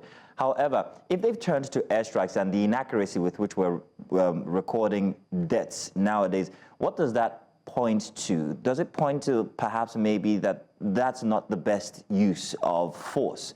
Would you suggest a different kind of force, perhaps maybe getting into these communities and taking out the insurgents one by one, which might have been their former strategy? But what do you suggest so that we don't continue to see these kinds of collateral damage from airstrikes, which seem to target not just the insurgents, but also people that are around them? Okay, so for there are obviously different operational environments that the Nigerian military might have to deploy aircraft rather than foot soldiers. So when you have an ongoing operation in a very remote and vast expanse of space, such as we have in northern Nigeria, obviously the time to deploy and it takes much longer, right? So in such instances, using the aircraft or using the Air Force makes more sense. So when we talk about the collateral damage that is happening, it's not merely because it's not just that this collateral damage is happening, right? There have also been several instances where the aircraft have been used to successfully engage and neutralize these terrorists and bandits. So it's not just a question of, okay, should we stop using the Air Force or should we use the foot soldiers? It's about operational efficiency. It's about how can we make the Air Force more effective and efficient to be able to engage these targets more successfully. So I think rather than say use the Nigerian military, rather, I think we should improve the intelligence collection processes, invest in drones, like I said earlier. All this would help our Air Force to better engage these targets rather than, yeah, thank you. And this statistic shows, very erroneous operational errors, like you rightfully put. But there's another side we're looking at, and that is the impact on the community. In a country that has a trust deficit, do you see this trust deficit between the citizens and the security agencies? Do you see this gap widening in terms of this deficit, and like with these errors that we're seeing, operational errors and these lives that has been impacted? Yes, quite. I think that much is obvious. The trust deficit is obviously going to widen. And it is not just because these incidents occur, it's also about what happens after these incidents have occurred. So what we see most of the time is that the Nigerian military, they either deny at all that these incidents happened, and much later they now come back to confirm that, okay, it happened and they are sorry about it. So this is not really the way to go. I think the Nigerian military needs to be more transparent. They need to communicate more. And we also need to see people being held accountable for all these erroneous strikes, so to say. So the fact that, for example, the most recent one that happened in Zamfara, they acknowledged the fact that they engaged some bandits in the area, but they also heard that some civilians were killed and they were going to investigate. I think that's not enough. There needs to be some level of transparency, because transparency breeds trust. So we are not seeing that in status quo, and that is quite worrisome. David, I don't want you to go too far. I don't want you to go too far because I want to use that as a reference, the recent one that happened in Zamfara. Now, this is a very unique kind of story because the people who were eventually targeted actually happened to be vigilantes who had gone to go, confront insurgents themselves successfully. And on their way back, they were mistaken for insurgents. So it takes me back to my other question regarding the kind of intel gathering or intelligence, gathering that the Air Force or the Nigerian military uses. Do they go into the population to extract information, or do they just arbitrarily say, these must be bandits because they move like bandits, so let's target them? What exactly is the format that they use or that they should be using at this point, noting that our systems and formats for engagement are old, like you noted from the start? So talking about intel collection, so there are several sources of intel collection. You obviously have the human sources where they have people on the ground who are providing intelligence. There are also imagery, the use of satellites. Like I said, drones, the Nigerian military do sometimes also use drones. So there are several sources of intelligence. And with regards to your question about what they should be doing, I think they should be more effective in what they're doing. It's not as if they don't do intel collection. As you rightly pointed, it was the vigilantes that went to engage the bandits that were eventually neutralized. So in that kind of situation, it is quite possible that someone have given intel that, okay, there are armed groups in those areas. However, in the process of engaging the so-called armed group, they mistook the vigilantes to be the armed group. So in that kind of situation, it is not just a question of, okay, are they really, or the intel, the type of intel, it's about the accuracy. So I think they need to do more of everything. They need to do more of imagery, intel collection. They need to do more of human and verification. I didn't hear you. I said and verification. And verification, obviously, yes.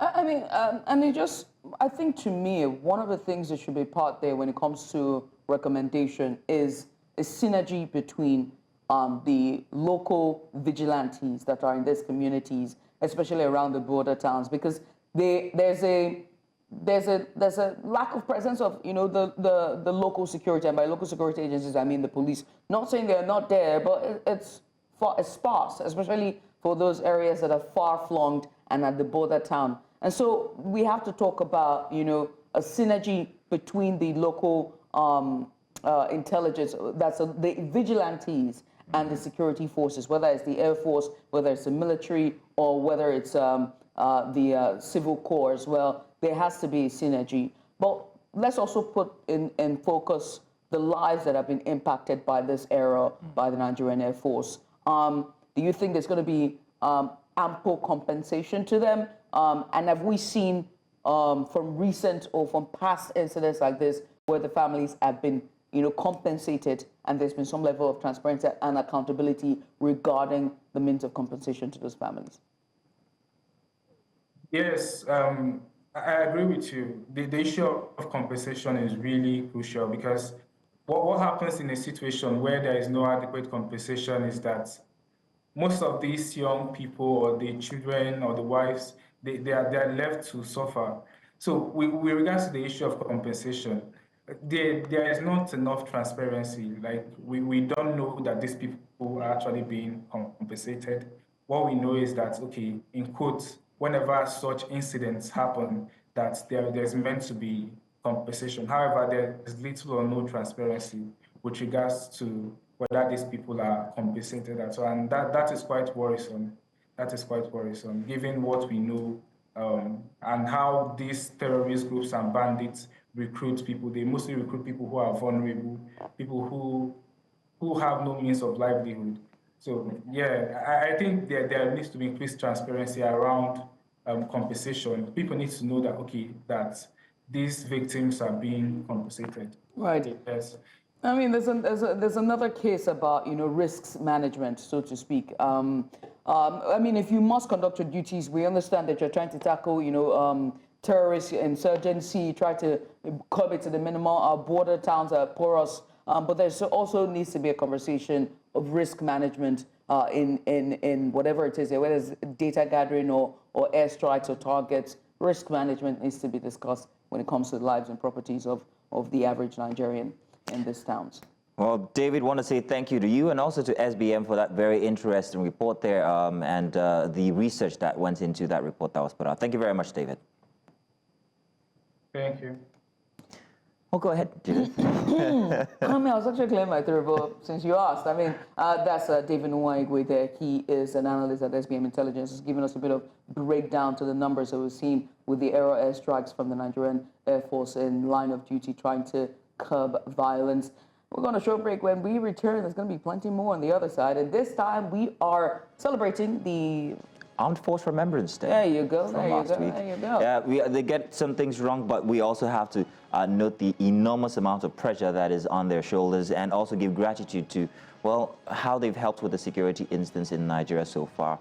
We want to say thank you. Nothing is perfect. Yes, indeed. Stay tuned. We'll be back. And you're welcome back. Let's bring you the breakfast headlines, and we begin by telling you that the Niger State Emergency Management Agency says that 73 people lost their lives while 58 suffered different degrees of injuries as a tanker loaded with petrol exploded at the Diko junction along the popular Abuja-Kaduna Expressway in the state. Officials of the agency say that a combined team of several response agencies were already on ground and attribute the case of the explosion to the transfer of PMS from one tanker to another as residents scooped petrol spilling on the ground. Our correspondent Joshua Marayu was on the ground and filed in this report. Take a look. It is a black Saturday for residents of Niger State, north-central Nigeria. The tanker explosion that rocked the popular Diko junction in the Cholera area local government of the state. Like how many people have died here? For now, we have counted 73 on the ground. We have 23 in the General Hospital Suleja, injured, severely injured, badly damaged. We have 25 in Sabonwuse General Hospital 2, and then we have 8 in the Diko here, the primary care here. We have 8 of them there. What went on today here is a sad day for many Nigerians and is a black Saturday for residents of Niger State. What happened today is avoidable because if the flatbed on top of the tanker carrying about 60,000 hydrocarbon was properly lashed, even if the tanker comes to a bad road, the driver will be able to control the movement of the tank on top of the vehicle. An eyewitness who witnessed the explosion shared his experience. So this tanker is about to go in. When he followed the one way, the road safety diverted him to follow the right way. As from there, the tanker just fell down. So they bring another vehicle to come and pack the fuel. From there, the fire just catch it. The state government has announced plans to commence funeral rites for those who lost their lives as a result of the explosion. In Abuja for News Central, I am Joshua Imadayi. And now to politics. Saturday's local government election in Ondo State was marred by low voter turnout and logistical challenges during the early stages of the exercise across most polling centers. According to election observers, the poll, scheduled to run from 8 a.m. to 2 p.m., did not commence in most polling units until around 10 a.m. In areas such as Ilutitun, Odeaye, Okitipopa, Ikoya, and Igbodigo within Okitipupa local government area polling centers were virtually empty as of 10:15 a.m. Reports indicate that officials of the Ondo State Independent Electoral Commission were seen idly waiting for voters who were noticeably absent. 12 political parties are contesting the elections for chairmanship and councillor positions. The Labour Party in Asari State has reaffirmed its full support for National Chairman Julius Abure, aiming to take the party to greater heights. The state chapter also congratulated Abure on his recent victory at the Court of Appeal in Abuja, which validated the party's March 2024 National Convention in Anambra and confirmed his leadership. The judgment delivered by Justice Haman Barka relied on a previous ruling in November 2024 in a case involving the Labour Party and the Independent National Electoral Commission State Chairman Alexander Mbugu praised the court's decision, calling it a statement to Nigeria's legal system and the party's commitment to democratic principles. He urged aggrieved members to resolve differences amicably to ensure the party's success in the 2027 elections. Welcome back after the news. Now let's move on to more discussions here. Now, Rivers State is grappling with a public health emergency as a suspected cholera outbreak has claimed the lives of at least 9 individuals, leaving several others hospitalized. This tragic development has sent shockwaves through communities already facing challenges of limited access to clean water, sanitation, and adequate health care infrastructure. Cholera, a preventable but highly contagious disease, thrives in such conditions, and its resurgence underscores the urgent need for proactive measures to safeguard public health. As the death toll rises, public health experts and government agencies are working tirelessly to contain the spread of the disease and prevent further loss of life. However, questions remain about the state's preparedness for such outbreaks and the effectiveness of interventions. Public awareness, access to healthcare, and also improved hygiene practices are critical to addressing this issue, but achieving these goals require coordinated efforts and sustained investment. That's right. And so to delve deeper into the situation, we're joined by Dr. Adeze Ore. She's a Commissioner for Health at Rivers State. Doctor, many thanks for joining us. Of course, you're going to shed a light on this troubling outbreak and what can be done to prevent further casualties. But let's just start with, the news at first. What was the primary cause of the cholera outbreak in Rivers State, particularly in these communities, and how did it escalate to this level?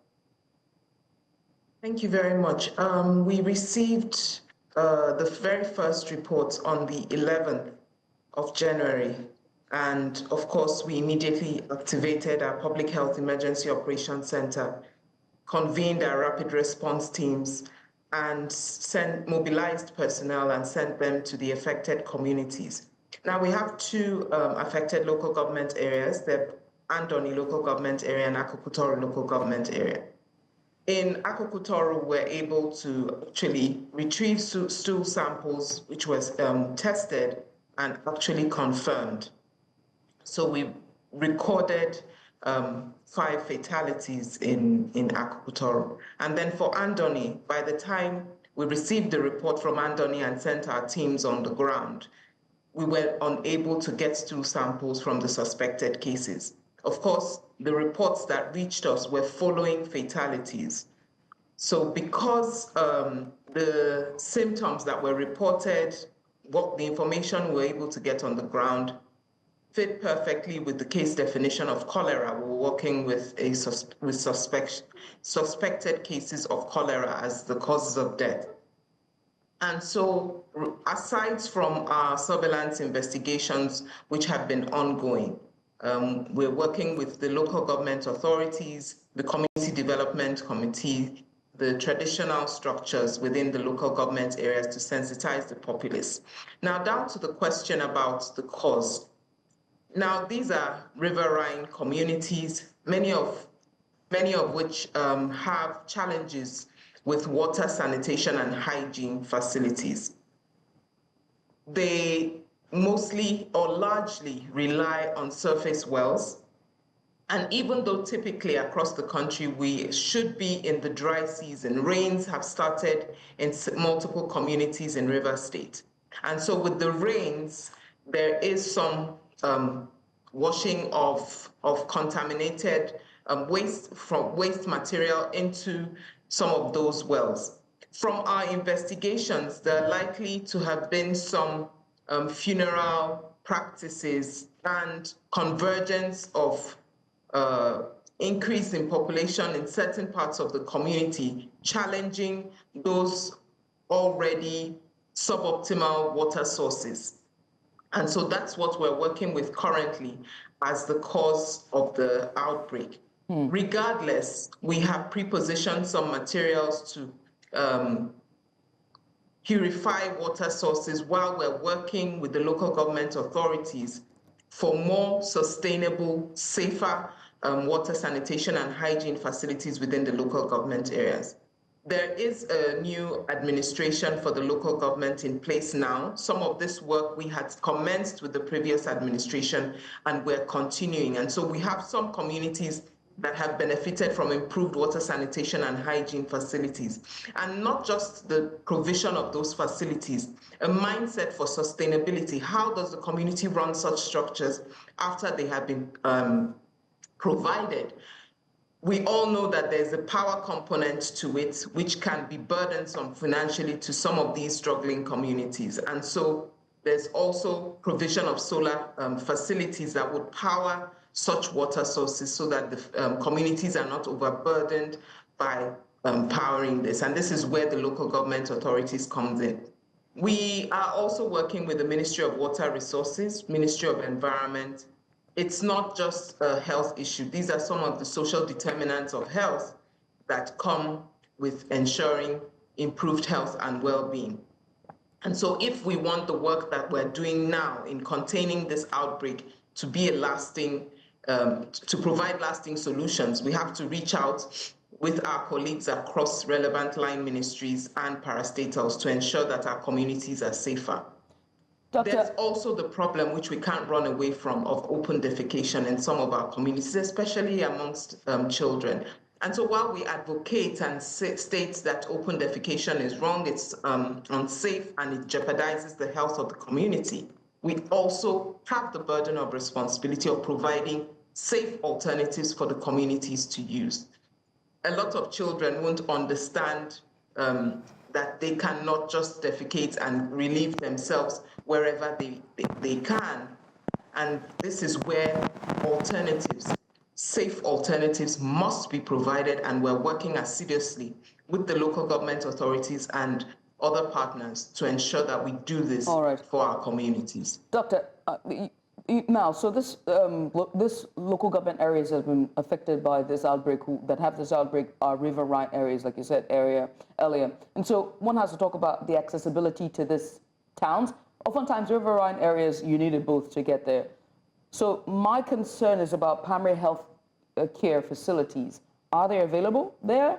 And what is the primary health care structure like for riverine areas and in entirety of River State? So thank you for raising that, because River State, we have a beautiful but very diverse terrain.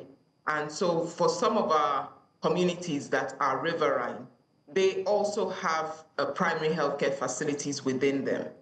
And this, of course, as you recognize, will increase the logistic challenges of getting commodities and resources to those facilities. But they are also built in to the primary healthcare structure, because the cost of taking commodities to an upland center is much less than that for the riverine, but it's something that is built into the operations and is not a challenge. So immediately the Ministry of Health received the information from these communities, we immediately sent our teams out, and they were there a few hours after the reports were received.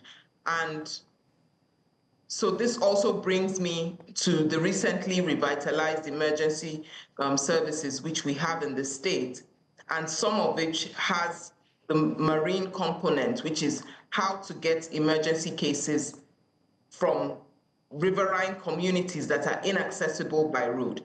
Fortunately, both Akukutoro and Andoni are accessible by road, but some of the smaller communities, you need to get to them through the waterways.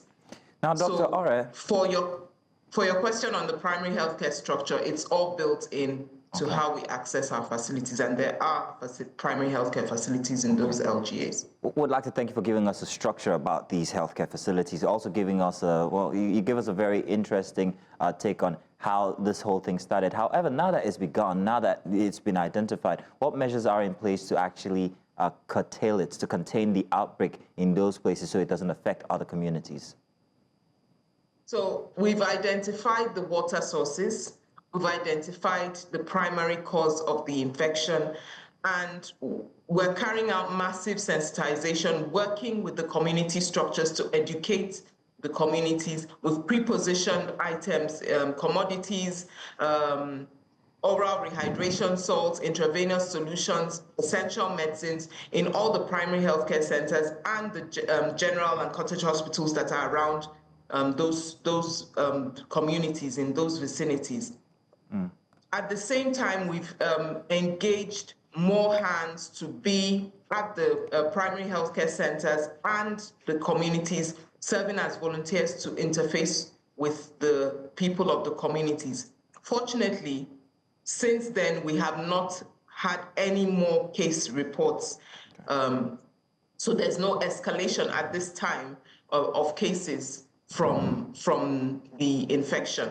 Okay. However, our teams are on ground. We're sensitizing the entire state and putting the neighboring LGAs on alert that this is what is happening, sensitizing our staff in the neighboring LGAs so that they are aware and they're on hand to immediately manage any cases, further cases that come up, and we contain this outbreak. So for now, the status is the same as on Thursday when I gave the first press briefing and release of this information to the public.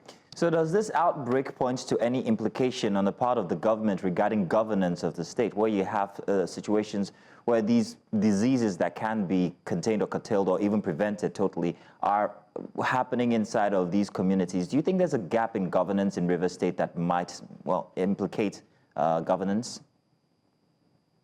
I would say that this actually highlights the governance of this, the importance of governance and the community orientation of the governance of this present administration. We've seen massive attention to community health, and I believe that it is the resilience and the responsiveness of the communities that enabled us get the information within hours of the demise of the individuals. Now, governance is a work in progress, and we cannot rest on our oars and say, oh, fantastic, we have a community orientation, the information channels are seamless, and we'll rest on our oars. No, we need to do even more to protect our communities.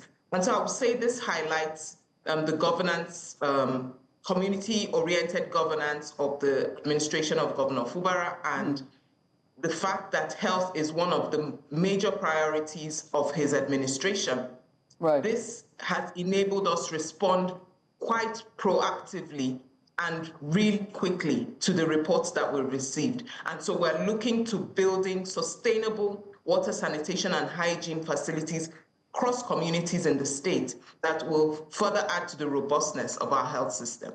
I have to ask, as we're talking about, community-centered governance, where proactiveness, we have to talk about the future and put this in focus. Riverine areas are prone to cholera outbreaks, especially when it comes to open defecation issues and also their source of drinking water, And so I have to talk about a synergy here. My question is there a synergy between, say, for example, or an agency that is in charge of sanitation and waterways with the public, with the commission, or rather the Ministry of Health, where you oversee for the future, for the sake of the indigents and the residents of riverine areas, for the future, so we don't have issues like this, because the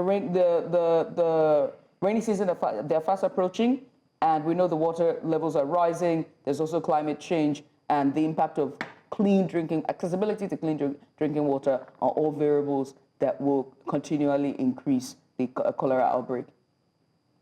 Yes, thank you very much for raising that question, which allows me to share some of the structures that we have in place. Within our Public Health Emergency Operations Center, the Ministry of Water Resources is a member of that EOC.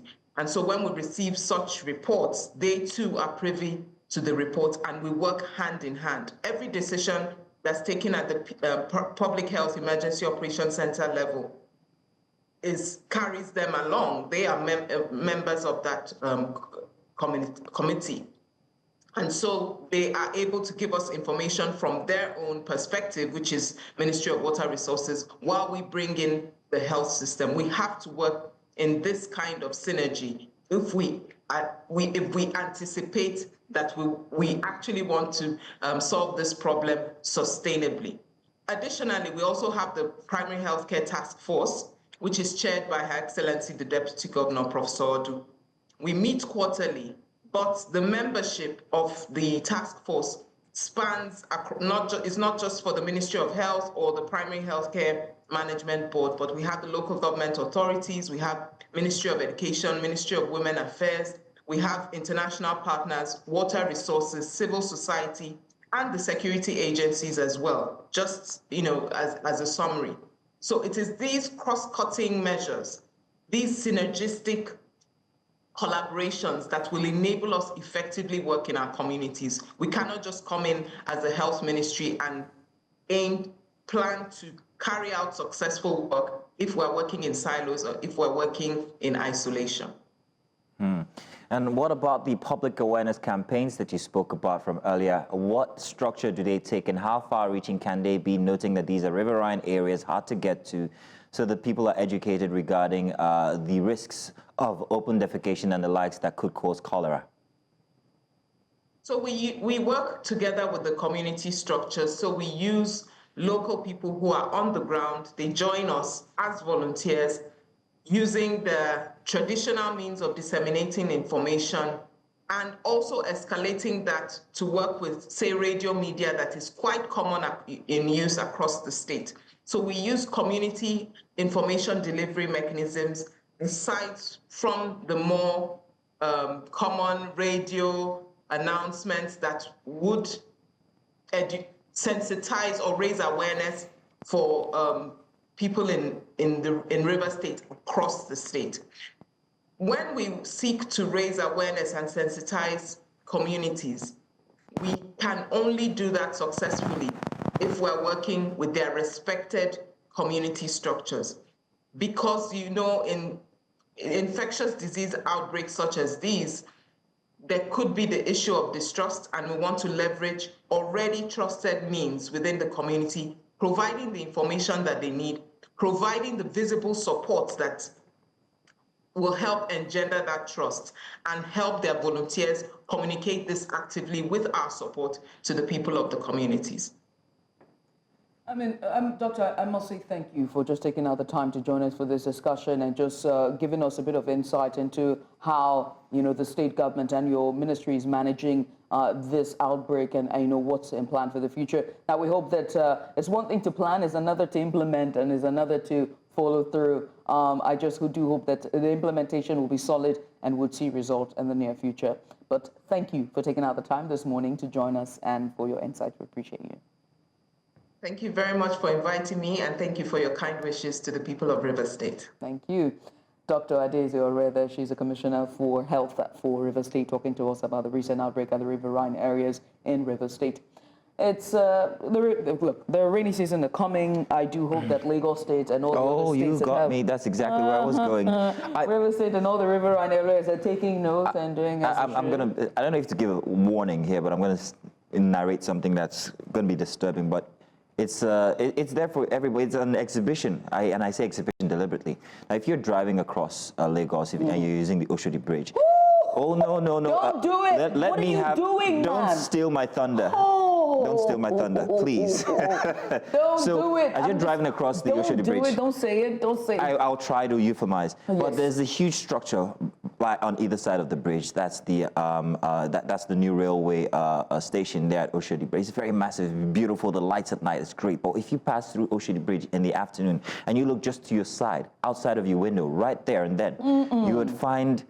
It's very disturbing. I actually did a video, but I had to hold myself back from putting it on my timeline because I can imagine the effect that it's going to have on people who are at home. But we're talking about riverine areas and river states.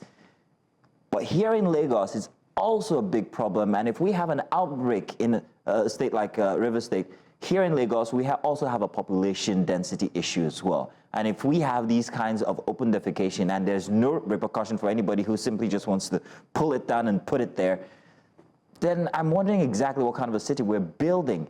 Right next to these huge, magnificent structures, you find people who just live their lives and go about their matutinal duties anytime they want without being arrested or advised against it. So I'm wondering... Within this week, I've seen 2... Oh, you see them? Oh, wow. cases. You have time. We'll just say it's research. And the thing is, I'm actually just going about my day. I didn't take the usual route. I went through, No, not through Alaji Street today. I went through the other... You didn't get it, but... No, I didn't hear you. I didn't hear it. And I thought, that's why I paused, because I was trying to hear. I didn't hear you. I'll keep it. So, going through the usual route, the popular bridge where it's close to the village that they sell equipment, I think they I know sell the phone one. equipment. So you can't help it. He's right on the bridge. Okay? He's hunched down. He's on the bridge. He's on the bridge, man. And is excreting all the way down. No, just... Okay. Because I'm like on the phone at the back, just on my phone. And then I look up I'm like, oh my God, what the hell? And then the second time was just yesterday. Oh boy. It was down the road. You know where? And in fact, I made the mistake. How unlucky are you? Do you understand? You keep running into... Oh dear. You know. So it's not just, and that's what kills me, right? Because Lagos said the level of indiscrimination, badly behaved individuals that we have in Lagos is a different conversation entirely. It's a different monster entirely. Because it's like, this is a busy road. We're on a very busy road. It's not that busy at 5 a.m. in the morning. That's when it gets done. It was done. in the afternoon, man. It was a hot afternoon, 5 p.m. Yeah, it was hot. Ladies and gentlemen, we have to segue now into another segment. But thank you for keeping with us on that conversation. And we hope that it's attended to both in River State and looked into here in Lagos. Let's switch gears now to our Weekend Warrior, shall we? As we discuss today, or rather, during the week, it was Armed Forces Remembrance Day during the week. And so today we want to mark it, just commemorate it. We pause as a nation to honor the gallant men and women of the Nigerian Armed Forces who laid down their lives for the safety, unity, and progress of our beloved country. Now, these heroes whose sacrifices cannot be quantified, and they deserve not just our gratitude, but our utmost respect, from combating insurgency in the Northeast to ensuring peace in conflict-prone regions. The unwavering commitment to duty remains a cornerstone of our collective security. The Nigerian Armed Forces have time and time again displayed courage and resilience in the face of adversity, whether in counter-terrorism operations, peacekeeping missions across Africa, or swift responses to internal crises. They continue to move their dedication to protecting the lives and, of course, the property of every Nigerian. Their bravery inspires not just it inspires us, not just admiration, but a solemn reminder of the price of peace and stability in a complex nation like ours. This is true. Yet, it is impossible to ignore the discontent and frustrations expressed by some Nigerians. Stories of delayed response time, allegations of human rights abuses, and also perceived negligence have occasionally marred the public's trust in the armed forces. This tribute, however, therefore, also serves as a clarion call for reform. We urge the leadership of our armed forces to prioritize better investigations, professional conduct, and more effective security measures to rebuild confidence among the people. Now, to the families who have loaned us their fathers, their mothers, brothers, and sisters in the fight for a safer Nigeria, we say thank you. Your sacrifice is deeply felt and appreciated, and we honor your resilience in the face of unspeakable loss. Your loved ones gave all they had to safeguard the lives of millions, and we owe them, and you, a debt of gratitude that words definitely cannot repay. Oh, yes, indeed. So let's also reflect on the challenges that the armed forces themselves face, from inadequate equipment to insufficient funding, as well as welfare. Our military personnel often work under conditions that would discourage even the bravest.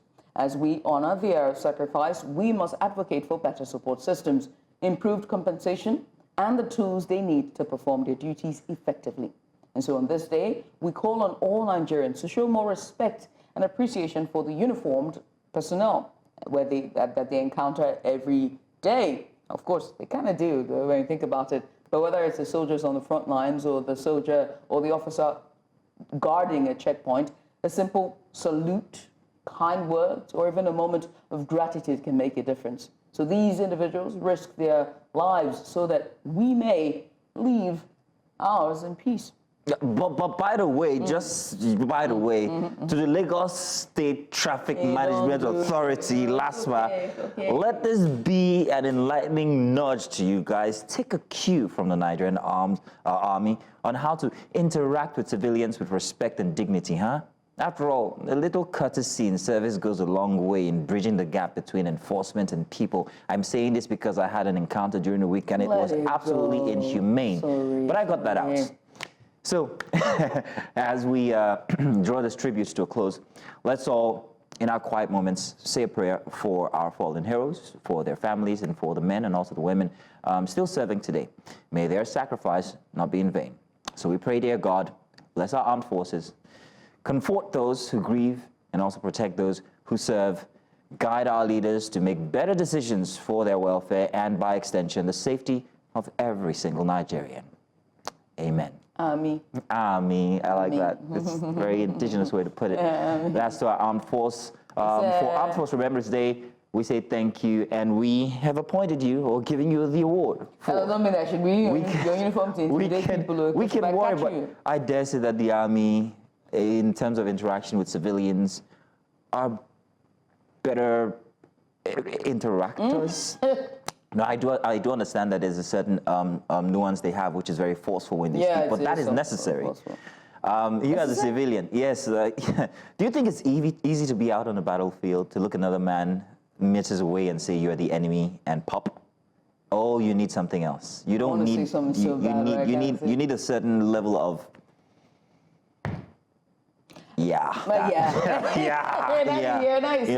it's unfortunate that sometimes we see that exhibited in civilian populations and civilian interactions. It's very unfortunate. But then I've met the kindest of soldiers, especially in times of elections when they're posted to states. The interactions I get from a soldier are very different from the interaction I get from a police officer. Right. And I don't know if I'm the only one who's experienced this, but they are, in a funny way, much more subtle and more interactive than the Nigerian police. Where's your license? Okay, now, tell you what we're going to do. We have a very interesting discussion. Let's segue into Focus Africa. Focus Africa. I always call it Africa Focus. I'm so sorry. Focus Africa. Our guest is on standby. Get ready. Yes, indeed.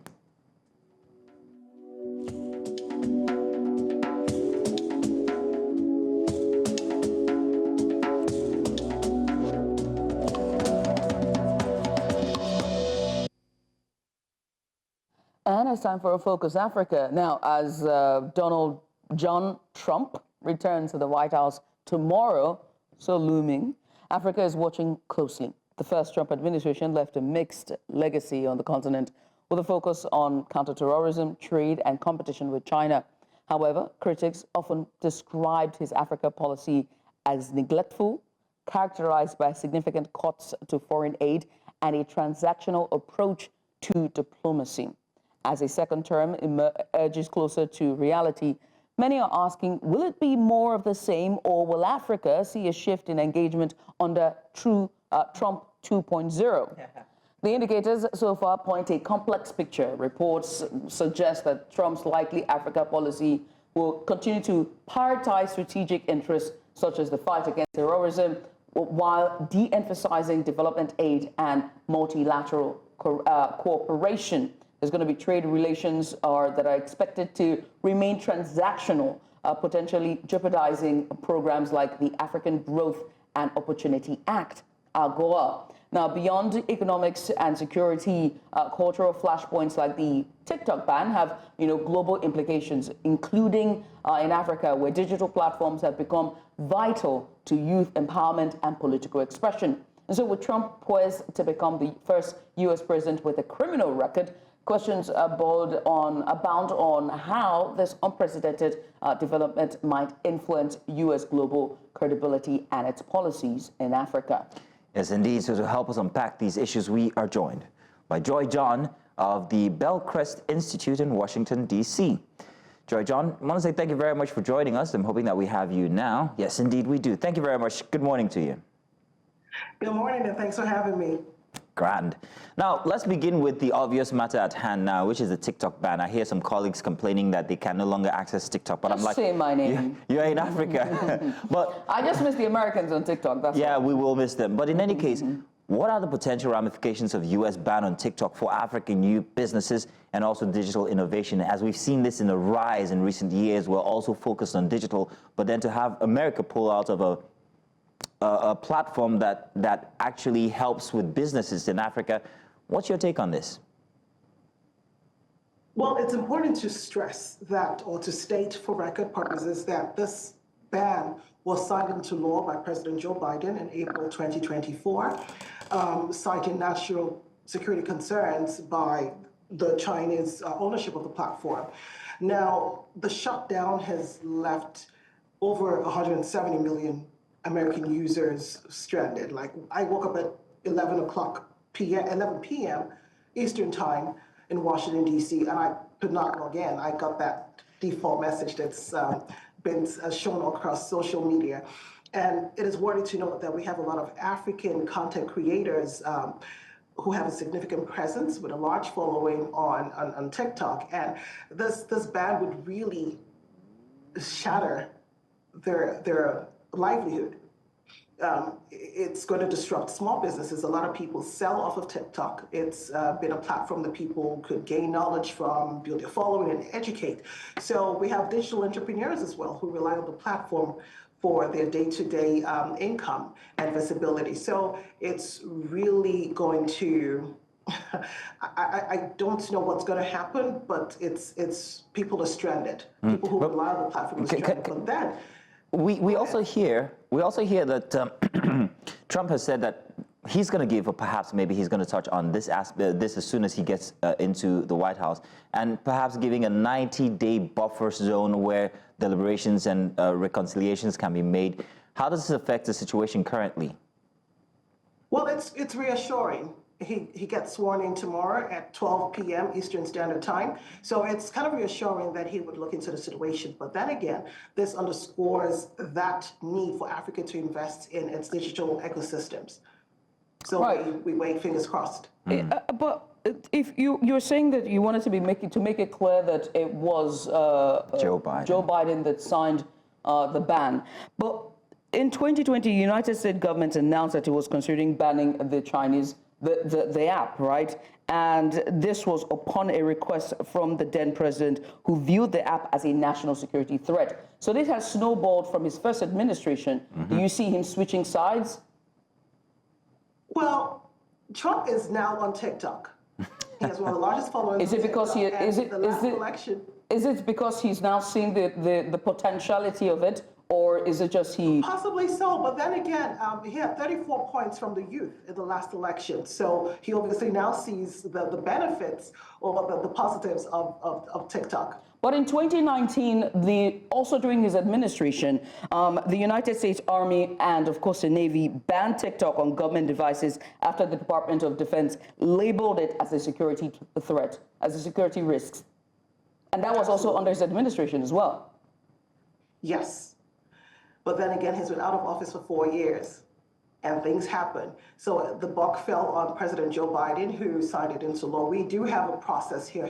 A president can't wake up and put a ban or enforce a ban. It did go through Congress, and President Joe Biden had signed it into law. And that part, and when you look at the voting for it to be signed or for it to go into the final reading before it was signed into law, who are the people that supported the ban on the Congress? I don't have the numbers. All right. Well, but, those numbers are available if you would search for it. All right. Well, we know that about a majority. Okay. Now, let's talk about African nations, right? He's going to be sworn in tomorrow. We expect a second Trump presidency in terms of security, trade, and political engagement. Those are the forefront for African nations. The first administration with Trump, it was the term is he was neglectful when it came to Africa, and he was only focused on transactional priorities. And one of the discussion that has been on the forefront is AGOA. What can African nations expect with a second Trump presidency? So you're right in the sense that his first term was transactional. And in this second term, I do foresee a transactional relationship with African nations. But then again, the U.S. also benefits from AGOA. I know there have been speculations as to where we stand or where Africa will stand. But when you look at the fact that AGOA itself offers several benefits to the U.S., the most significant is the enhanced access to African markets for American goods and services. It's not something that's going to be written off completely. Will his administration be transactional? I foresee that. But with his America First approach, how's that, if you put that into the whole AGOA instance here? I mean, Trump has never been one to say, I'm going to be, well, second fiddle to any country or nation or system. So how does that play in now with Africa in view? You know what? I would say it's really up to our leaders in Africa to work towards a recognition they think we deserve, or we deserve as a continent. A divided house cannot stand. So it's up to the leaders now to go back and say, well, this is what we can bring to the table. Do you Without think that, we are nowhere. We have no bargaining power. Now, this is the interesting thing. In some aspects, Trump's rhetorics align with the African culture, especially when it comes to preferences in sexual orientation or expression. Do you think that this will help strengthen any kind of relationship between the African countries and Trump, or the Trump administration? Repeat the question again, please. So I'm asking if certain cultural similarities that Trump has with certain African nations, especially when it comes to sexual preference or identification, do you think that these similarities will help cement relationships between America and African nations as he's coming into the presidency? That's a very tough one, but it is doable. Trump has been very clear on his stance in terms of sexual preferences. We've seen statements stating that transgender males will no longer be allowed to participate in female sports. We've seen that, and it's played across Africa. We've seen what happened at the last Olympics with the boxer. We've also seen we also know his stance for the transgender in the military. Now, in terms of coming to Africa, yes, those similarities are there, but then we also have African countries that have also keyed into, you know, I'm looking for a better way to put this across. But we've seen African countries give in to LGBTs and other groups of that sort. So we don't know how it's going to play out, but Trump's stance has been very clear from the onset. Now, let's also talk about China as well. China's influence in Africa is growing when it comes to loans to some East African and also West African countries as well. China is growing, and Trump seemed intent on countering China's influence, not just in Africa, but globally as well. So how might this, shape U.S. engagement with Africa under his administration? Well, what I foresee is that the U.S. will work towards competing with China in Africa. China has gained influence globally, like you said, not just in Africa, but globally. But we're going to be looking at the China Belt and Road Initiative and where they stand. And the efforts could also prioritize strategic gains over Africa's developmental needs. The U.S. will have to work hard because for China, it's not about not conforming to a particular policy. It's more of, what do you have for me? What can I give you, and what do you need from me, and what can I give? It's a transactional thing with African nations. They're not getting into sexual orientation and things like that. So I would love to see how it plays out with China. Okay. And let's talk about his conviction now. Joy, the first U.S. president with a record.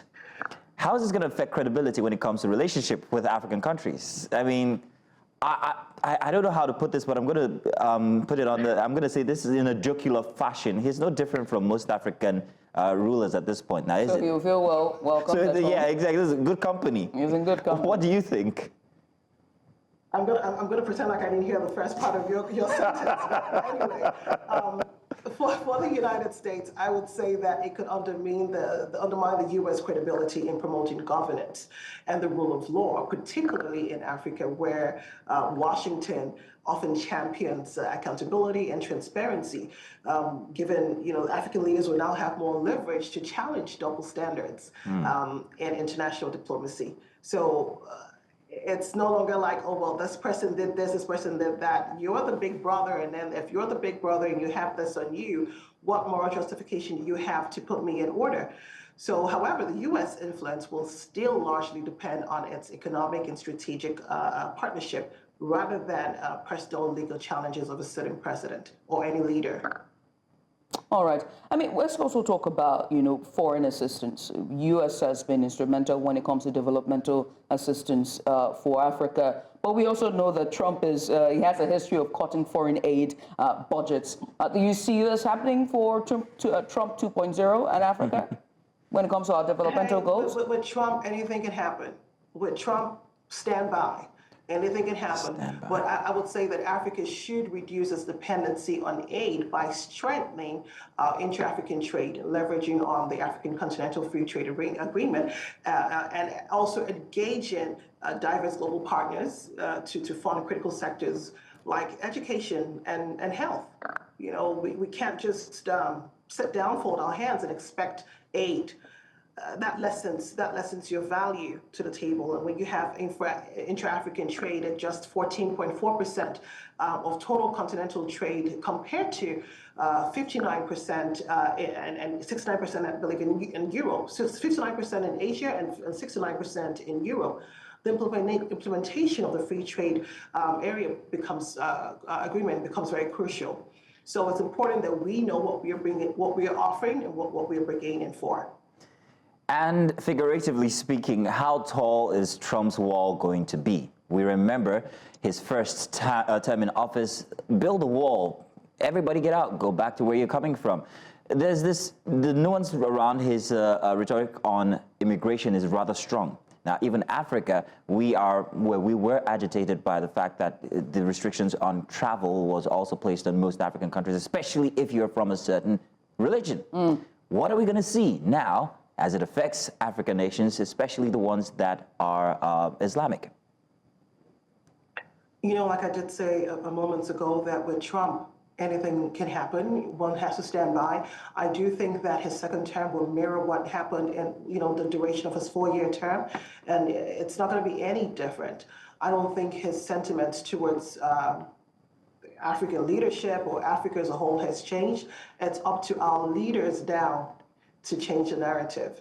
When you bring value to the table, you cannot be removed. Yeah, we must say thank you so much, Joy, for taking out the time to join us today. What we hope to see for this administration, incoming administration by Monday, is, some level of,